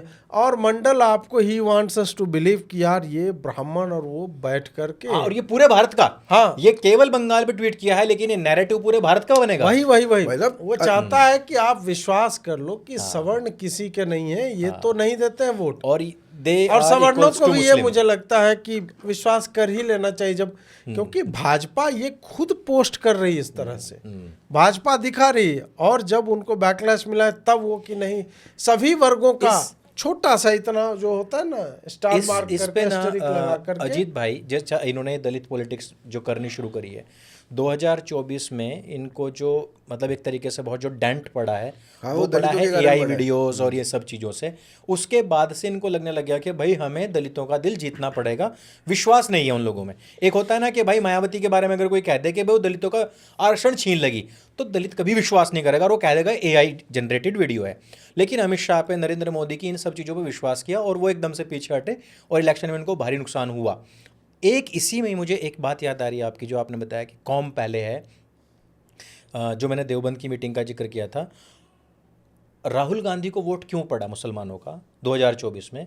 रीज़न बीइंग, उन्होंने एक पॉइंट बताया, उसमें से खड़े हो गए एक मौलवी ने, और उसने कहा कि जब राम मंदिर की नींव रखी जा रही थी, राहुल गांधी ने काली शर्ट पहनी थी उस दिन और विरोध जताया था संसद में, और वो उसने आज तक हमने काले कपड़ों में नहीं देखा। तो वो बंदा हमारे साथ था, उसके सेंटीमेंट हमारे सेंटीमेंट के साथ थे, इसलिए हम उसको वोट करते हैं। तो मुसलमान इतनी सी बात के ऊपर भी वोट करता है भाई। अब ये जो बार बार चल रहा है इनका, दलितों ने ये कर दिया, दलितों ने वो कर दिया, हमने दलितों के लिए कर दिया, ये किसी चुनाव के बाद इस प्रकार से प्लेटफॉर्म पे आकर नहीं, बल्कि जब आपके कहीं किसी स्टेट में इलेक्शन हो, जब वहाँ आरएसएस की या भाजपा की छोटी छोटी मीटिंग्स हों, ये आंकड़े आपको वहाँ देने चाहिए। लोगों में वहाँ जाकर के मैसेजिंग इस तरीके से करनी चाहिए, खासतौर पर यूजीसी के बाद, कि जब तुम उसके साथ में स्ट्रिक्टली खड़े हुए हो, जब हिंदुस्तान की सारी जातियाँ आपस में भिड़ी पड़ी कि भाई ये नहीं होना चाहिए, जब लोग तुमसे डिमांड कर रहे थे, एक क्लैश पैदा हो गया, उस टाइम जाकर के तुम उस पूरे के पूरे सेंटीमेंट पे मूदते हुए और कहते हो कि नहीं हमें केवल इन्होंने वोट किया। तो ये तुम्हारी जो मेंटालिटी और अंदर जो चल रहा है ना दिमाग के, जो तुम तथाकथित जो स्ट्रैटेजी बना रहे हो, वो उसका भंडाफोड़ होता है। नहीं, तमिलनाडु में कहीं जीत गए, तमिलनाडु में जीत लाइक लेते कर रहे थे भाई, दलित ही दलित है वहाँ तो। 97% है वहाँ पे, वहाँ तो दलित ही दलित हैं। जीत लो जाके। मैं ये तो कह रहा हूँ, पेरियार को आप मत्थे रख लो, पेरियार कलश यात्रा निकाल लो, जीत के दिखा दो। अमित मालवीय ने जो ट्वीट किया ना, मतलब वही बोलते हैं कि आदमी कितना डम होता है। हालांकि अमित मालवीय ने बंगाल में अच्छा काम किया, उसका क्रेडिट मैं उसको दूंगा। बाकी आइडियोलॉजिकल बकलोली और आईटी सेल में वो क्या कर रहा है वो अलग है, बट बंगाल में उसने काम। अब उसने इतना लंबा जो है ट्वीट लिखा, उसमें पहले तो बताया कि 85 में 67 हमें मिल गया, ये सब पूरा किया। हाँ। उसके बाद बोला और यही नहीं, और सुनिए हमने जो है तमिलनाडु में भी हमें और हमारे एनडीए के गठबंधन को 46 में 9 सीटें मिली। ये क्या होता है? 46 में 9 20% होता है यार, इसको तुम प्रचारित काहे कर रहे हो कि क्या ये कौन सी आस्था। और उसमें भी उस 9 में 8 सीट जो है वो एआईडीएमके का है, तुमको 1 मिला है, फर्जी की बात है। एआईडीएमके की वजह से। हाँ, और तुम अपने आप को फन्ने खा के नहीं, एनडीए क्या आइडियोलॉजी होती है भाई देखो, एनडीए कोई आइडियोलॉजी नहीं होती है भाई। अन्ना डीएमके उसकी आइडियोलॉजी बीजेपी की आइडियोलॉजी बन रही है तमिलनाडु में। अदरवाइज बीजेपी की जो आइडियोलॉजी है पूरे देश में वो अन्ना डीएमके से अलग है। अलग है, हाँ। ठीक है, अन्ना डीएमके की आइडियोलॉजी बहुत अलग है भाजपा से। ठीक है, हाँ मान सकते हैं कि डीएमके से थोड़े से नीचे आते हैं, पर डीएमके और एआईएडीएमके की दोनों की आइडियोलॉजी सेम है। पहली बात, थोड़े मतलब वो उतने कट्टर नहीं हो जाते डीएमके के जैसे, 19-20 का फर्क 19-20 का फर्क है, पर वो आइडियोलॉजी सेम है। क्या भाजपा ये कहना चाह रही है कि हमारी आइडियोलॉजी यही है और डीएमके वाली ही आइडियोलॉजी है जो सनातन को खत्म करना चाह रही है, जो सनातन को डेंगू बोल रही है? डीएमके की तो आइडियोलॉजी ये है। और अगर वैसी आइडियोलॉजी की बात करो तो पेरियार की भी वही है, और उसी आइडियोलॉजी के ऊपर एआईएडीएमके भी बनी है। नहीं, पेरियार तो इनके बाप अभी बनेंगे, अभी प्रोसेस में है, आप देख लीजिए, पोस्टर पे आएंगे। भारत रत्न मिलने वाला है भाई, फुले आ गए और क्या अंबेडकर आ गए, और भगवान राम के साथ तुम पोस्टर पे उनको डाल रहे हो। मैं ये कह रहा हूँ, चलो अंबेडकर पहले से ही था भाई, उसका वो महापुरुष होना, 27% आबादी का भगवान ही बन चुका है, उन्होंने तो बहुत कुछ कर लिया। मैं ये भी मानता हूँ, चलो देखो मायावती अब डाउन हो रही है, अब वो कहीं तो जाएंगे, तो रावण की तरफ ना जाकर के एक राष्ट्रीय पार्टी की तरफ जाएं, उनका विश्वास उन्हें जीत लेना चाहिए, अच्छी बात है, कहीं तो जाएंगे ही। हमें गाली देके, हाँ, वही मैं यही कह रहा हूँ कि उसके लिए आप पॉजिटिव मार्ग अपनाओ। ऑलरेडी बहुत सारे रास्ते हैं। और देखो यार, मैंने बहुत बहुत दलितों से मैंने इसके ऊपर बात करी, यूजीसी पे बात करी, उन्होंने कहा यार कौन मांग रहा है, ऑलरेडी SC ST एक्ट है, वो हर जगह इम्प्लीमेंट होता है, चाहे वो आप स्कूल में, कॉलेज में, कहीं पे भी हो, पड़ोस में, अड़ोस में, साला कहीं भी चले जाओ वहां भी लगा है। हम तो ये कहते हैं कि अगर मान लो विदेश में कोई भारतीय रहता है और हम भी वहां चले गए और उसने कुछ ऐसा बोल दिया, तो हम तो कोशिश करते हैं कि वहां उस पर भी लग जाए, कोशिश रहती है भाई, हम दोनों इंडियन हैं, इसने मुझे बोल दिया। तो हमें इसकी आवश्यकता नहीं थी। ये जो अभी विद्रोह जो चल रहा है, अभी इसको पाटने की आवश्यकता थी, लेकिन जिस तरीके से बीडी के मंडल को बहुत ज़्यादा बढ़ावा देना, हर जगह उसको मतलब मुंह खोल कर हगने की जो स्वतंत्रता दे रखी है ना, ये भारतीय जनता पार्टी को कहीं ना कहीं फिर बाद में डेंट करेगी। अभी बीडी का बंडल या बीएसडीके का बंडल जो भी है, हाँ नहीं, एस लगा दो बीच में, वो एस डॉलर वाला एस है, उसी के लिए मुंह खोल रहा है। और जो काम मुसलमानों को लेकर के जो होता है कि उसको सताओ तो हिंदू प्रसन्न होगा, जैसे ट्रिपल तलाक से हमें क्या। हाँ सही बात है, 8 बार तलाक दे, 10 बार दे, नहीं दे, हलाला करवा ले, हमको क्या भाई, हमें कौन सा आरक्षण हिंदू मिल का रहा है है? उसमें प्रसन्न हो रहा है। हाँ। हिंदू इसलिए प्रसन्न हो रहा है कि अरे उसके कानून पे मोदी जी फेल दिए उसको, ठीक है, शरिया में सरिया। अब एग्जैक्टली वही काम मंडल के माध्यम से भाजपा सवर्णों के साथ कर रही है। अरे 27 सालों इनको पेलो, अरे उसको मजा आ रहा है, ओबीसी को बहुत मजा आ रहा है, मुझे लगता है SC/ST को ज्यादा मजा नहीं आता। एक तो मेरे को ये समझ में नहीं आता भाई, ओबीसी को काहे मजा आ रहा है? नहीं आ रहा है। ओबीसी तो खुद ही जनरल था ना, अभी भी है। नहीं, 92 मजा आ नहीं रहा है। मंडल को ऐसा लग रहा है कि उनको मजा आएगा तो कंसोलिडेट होंगे और फिर मोदी जी को वोट देंगे। तो अभी भी ओबीसी बहुत वोट देता है मोदी को, देता है अभी भी और देता है। दलित इस बात से वोट नहीं दे देगा कि सवर्णों को सता दिया, ठीक है, पहली बात तो ये है। सही बात और है। उनके पहले ही बने बनाए रहनुमा बहुत हैं, हाँ। और सवर्ण तो जिसकी तरफ जाएगा उसी को बना देगा। अभी मान के चलो आप, जितना भी इन्होंने किया था, सहारनपुर में इनकी सत्ता गई, मुजफ्फरनगर में इनकी सत्ता गई, आसपास के जितने भी, अयोध्या, हाँ जितने भी थे, जहां जहां सवर्णों को ये लगा था कि उन्होंने कर दिया इनका काम, और चाहे वहां मुसलमान जिताना हो, अच्छा वेस्ट वाले बेल्ट में जो, हाँ, वो राजपूत वाले हैंडल वाला जो मैटर हो गया था, हाँ, हाँ। तो वो उस टाइम पे कर दिया उन लोगों ने काम। और भारत मतलब हिंदू इस बारे में नहीं सोचता कि किसी ने मेरे लिए क्या कर रखा है, क्या नहीं कर रखा है। अभी फिलहाल जो चल रहा है ना भाई, उसके ऊपर बात कर, इस चीज के ऊपर मैं बात करूंगा। तो वो इनको इन फ्यूचर और ज्यादा डेंट कर सकता है। हाँ, इनको मायावती के तरफ से अपना कोई विकल्प देना है तो दो ना भाई। हमने तो इस पर पहले बात करी है कि भाई राम इस ये कौन था, ये पासवान, चिराग पासवान है, चिराग पासवान जैसे लोगों को निकालो और भेजो और बताओ कि तुम्हारे वेलफेयर के लिए क्या क्या काम हो चुके हैं और क्या क्या काम हम कर सकते हैं। किसी को दूसरे को सता करके वही होता है कि मतलब इसके फलाने का कुत्ते का बच्चा उतार कर तू मार देते ना, वो उसके खून में नहा ले तो तेरा लड़का हो जाएगा या तेरे बच्चे हो जाएंगे।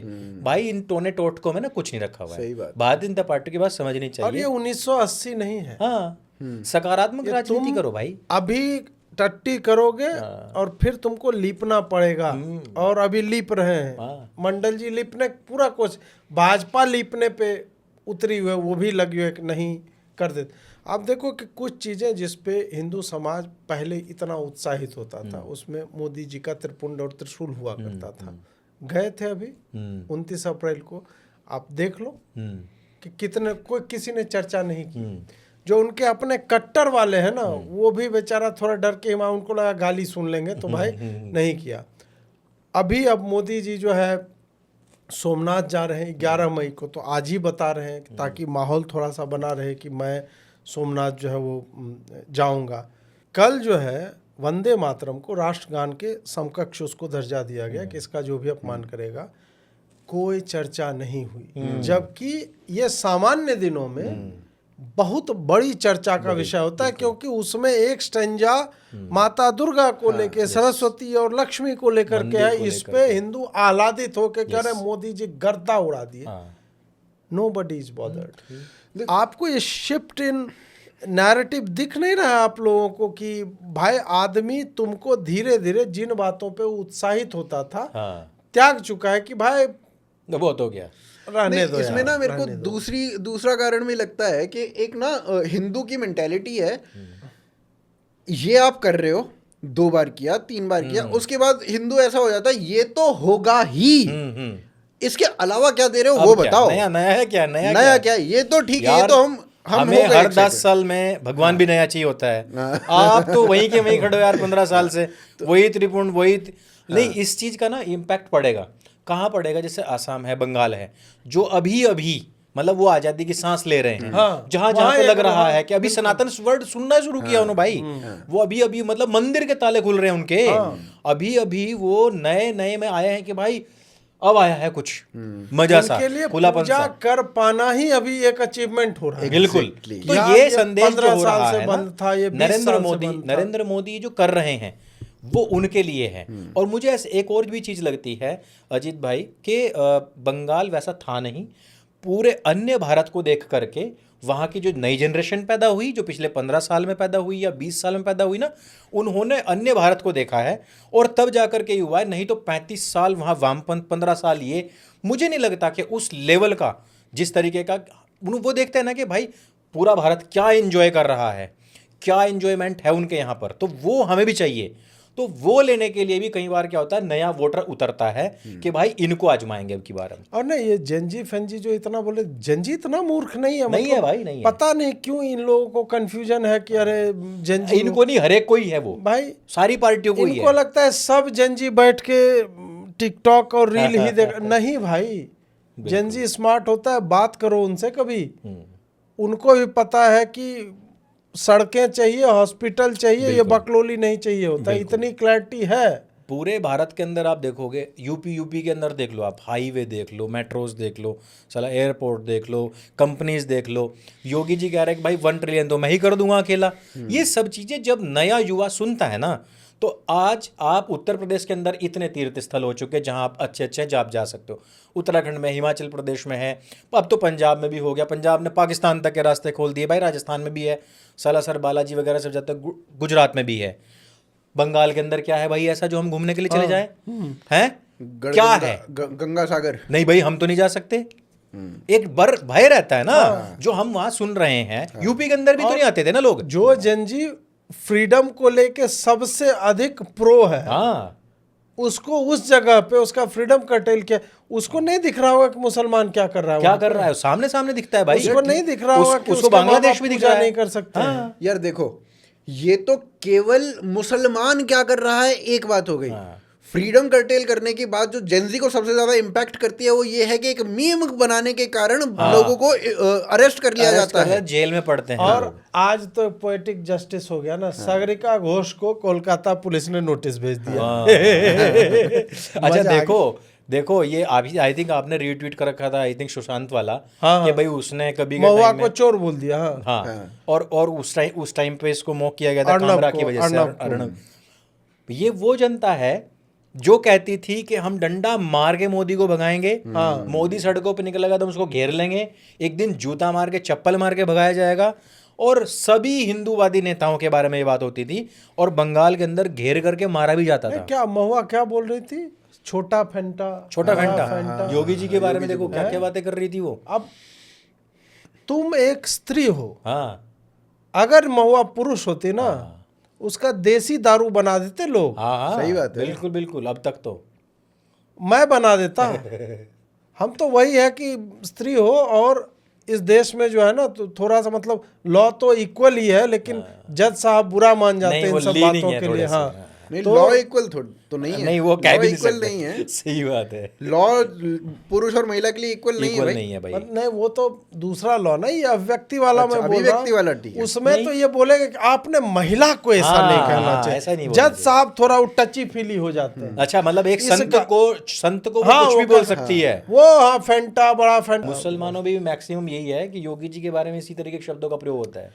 वो कर, उनके पास और है क्या? है भी कुछ नहीं। सेक्सुअल शब्दावली, हाँ, वही बोलेंगे। बस, वो इसी फेंटा, तरीके की फेंटा, यही चीजें सब करेंगे। बोलेंगे। वही जाकर के शिवलिंग पे चढ़ा देंगे, हाँ। वही जाकर किसी के बारे में फब्ती कस देंगे। नहीं ना, शिवलिंग पे वो चढ़ा रही थी ना कंडोम, हाँ उसके बाद लोगों ने उसके ऊपर हाँ, पहना दिया उसको। फोटोज देखे उसकी फोटोज और उसके बाद उसके फिल्म करियर का भी चरित्रहीन और पता नहीं क्या क्या था। एक सीन था उसमें ब्रा उरा खोल रही थी। हीरोइन थी ना वो पहले। कहाँ की हीरोइन? नहीं, बंगाली नहीं, फिल्मों की बंगाल हीरोइन की। थी ना, एक वो उसके ही हॉइचॉय- से- एक हॉइचॉय करके हॉइचॉय ऐप तो हाँ, है, हॉइचॉय भी वो चलती बंगाली थी। ऐप ही है। हाँ, हाँ, वहां वो पे तो बांग्ला पता है। कंटेंट ही आता है, और इसी उसमें तरीके एक का आता है क्या वो उसमें ए एक ग्रेड कंटेंट है हाँ, क्या? हाँ, है वो हाँ, एक रेडियो। अडल्ट कंटेंट है सारा का सारा। सॉफ्ट पॉर्न हाँ, टाइप soft का, porn जो ही ये है वो। अल्ट बालाजी और ये सब। तो ये हाँ, झूठ नहीं है ये भाई, वो alt- सच का है। ऑल्ट वाला बनाया इसने चरित्रहीन का कैरेक्टर, इसने प्ले मुझे किया। लगा लोग पोस्टर बना रहे हैं उसका। नहीं नहीं नहीं नहीं नहीं, नहीं, वो फिल्म का सीन है ना, वो फिल्म है या वेब सीरीज वो है? वेब सीरीज है हाँ। हॉइचॉय में। मुझे लगा लोगों ने गुस्से में उसका अरे AI नहीं से नहीं, ऐसे बंगाली एक नहीं, उपन्यास है। कंडोम तो AI से पहनाया था उसके सर पे ही हाँ, पहना वो तो दिया। अलग था, है, वो तो अलग ठीक था। है। तो मुझे लगा कि- Charitraheen is a web series on Hoichoi. और चरित्रहीन पहले डीडी न्यूज, DD1 पे आता था 97 98 में वो आता, वो एक एक्चुअली शरत चंद्र की कहानियां हैं, वो हाँ, शरत चंद्र तो अलग उसी वो- जैसी कुछ कहानी थी वो उसी पे ही था, समझे? तो अब लोगों ने, मैं ये कह रहा हूँ कि आप चाहे कितने भी सत्ता में रहे हो, जब आप उल्टी सीधी बात करोगे तो एक दिन आप भी पेले जाओगे। आ गया ना, और इनको और नहीं था यकीन। स्तर किसने गिराया? हाँ, लोग तुरंत आ जाते हैं कि भाजपा ने जो है स्तर गिरा दिया है, ये वो कहने का नहीं भाई, भाजपा ने आरंभ नहीं किया, ये तो बहुत सुसंस्कृत लोग थे। तुम लोगों ने मोदी को कितना 100 बार संभवतः अलग अलग तरह की गालियां दी हैं। हाँ। मैं मोदी का सपोर्टर, मोदी ने तो आज तक नहीं दी। वो बहुत बोला, युवराज बोला, हाँ, 50 करोड़ की गर्लफ्रेंड बोला, तो ये तो दीदी चलो, ओ दीदी बोल दिया, चलो मैक्सिमम बोल खेला दिया। होगा, हाँ। वही सब बोल दिया। इसी तरीके का बोला है, नहीं तुम तो उसके यहाँ अलावा तो पे- नहीं बोला है। ना तो उसके सपोर्टर थोड़े चुप रहेंगे। यार देखो, सागरिका घोष ने ना एक बात की थी जो मेरे को बहुत बहुत पसंद आई। वो बात सागरिका घोष की एक आता बात ये जो मेरे को पसंद आई। बात पसंद है ना। 2017 या 18 की बात है ये। सागरिका घोष का एक ट्वीट था कि ये जो संघी हैं या हमारे आपके जैसे लोग हैं, इनको अंग्रेजी बोलना आ गया है, और ये अंग्रेजी बोल के अब हमें हमारी लैंग्वेज में जवाब देते हैं, तो थैंक नेहरू फॉर दिस। वो थैंक नेहरू फॉर दिस हटा दो, पर ये बात बिल्कुल सही है कि अब हम इनको अंग्रेजी बोल के अंग्रेजी में जवाब देते हैं और हमारे लोग इनको अंग्रेजी में गालियां देते हैं। तो ये ना बहुत ज्यादा डिफरेंस, जो ये इलीट क्लास बनते थे अपने मन में, सागरिका वो घोष की अंग्रेजी कौन सी बहुत अच्छी है।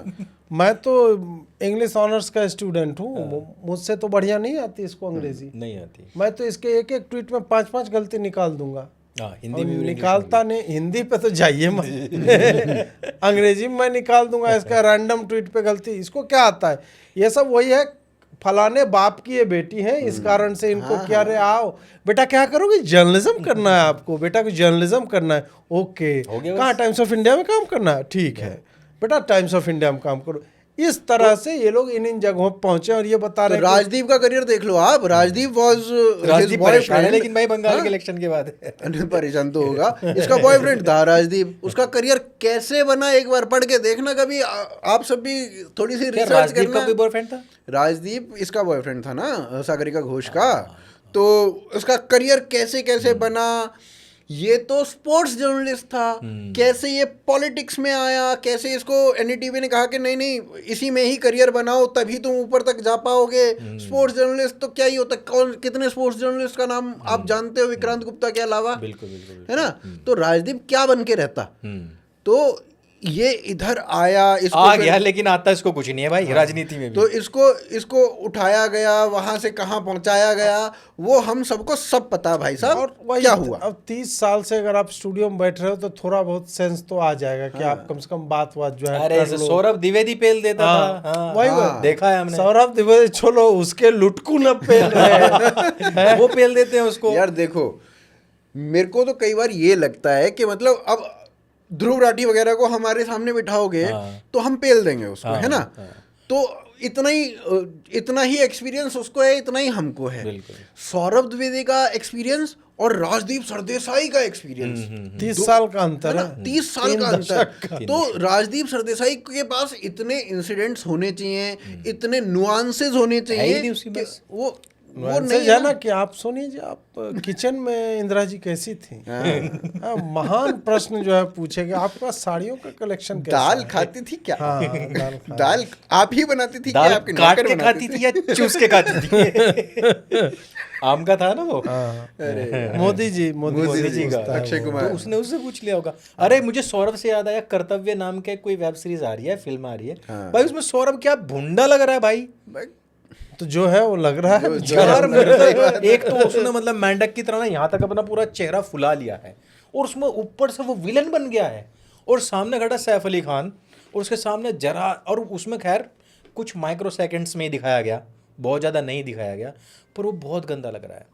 तो मित्रों, ये थी हमारी चर्चा बंगाल, आसाम, तमिलनाडु के चुनावों के ऊपर, और उसके बाद होने वाली जो वहाँ तोड़-फोड़ मची राजनीति और ये सब, और फिर उसके बाद में दलित राजनीति।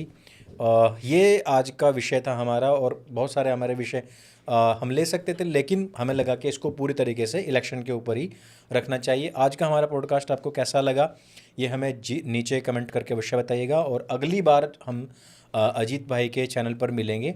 तब तक के लिए आप सभी, अजीत भाई के चैनल पे एक नई चीज आ रही है, वो भी आप लोग देखा कीजिए। पॉइंट ब्लैंक देखा कीजिए। पॉइंट ब्लैंक आता है बहुत लंबे टाइम के बाद में अब इन्होंने स्क्रिप्टेड लिखना शुरू किया है, और उसके जो एपिसोड्स हैं वो आने शुरू हो गए हैं, और उसी चैनल पर ही हैं। वो अभी तो मेन चैनल पे आ रहा है, पॉइंट ब्लैंक भी नया चैनल अल्टीमेटली बना लेगा। हाँ जी, तो बहुत बहुत धन्यवाद आप सभी का। जय श्री राम। जय श्री राम।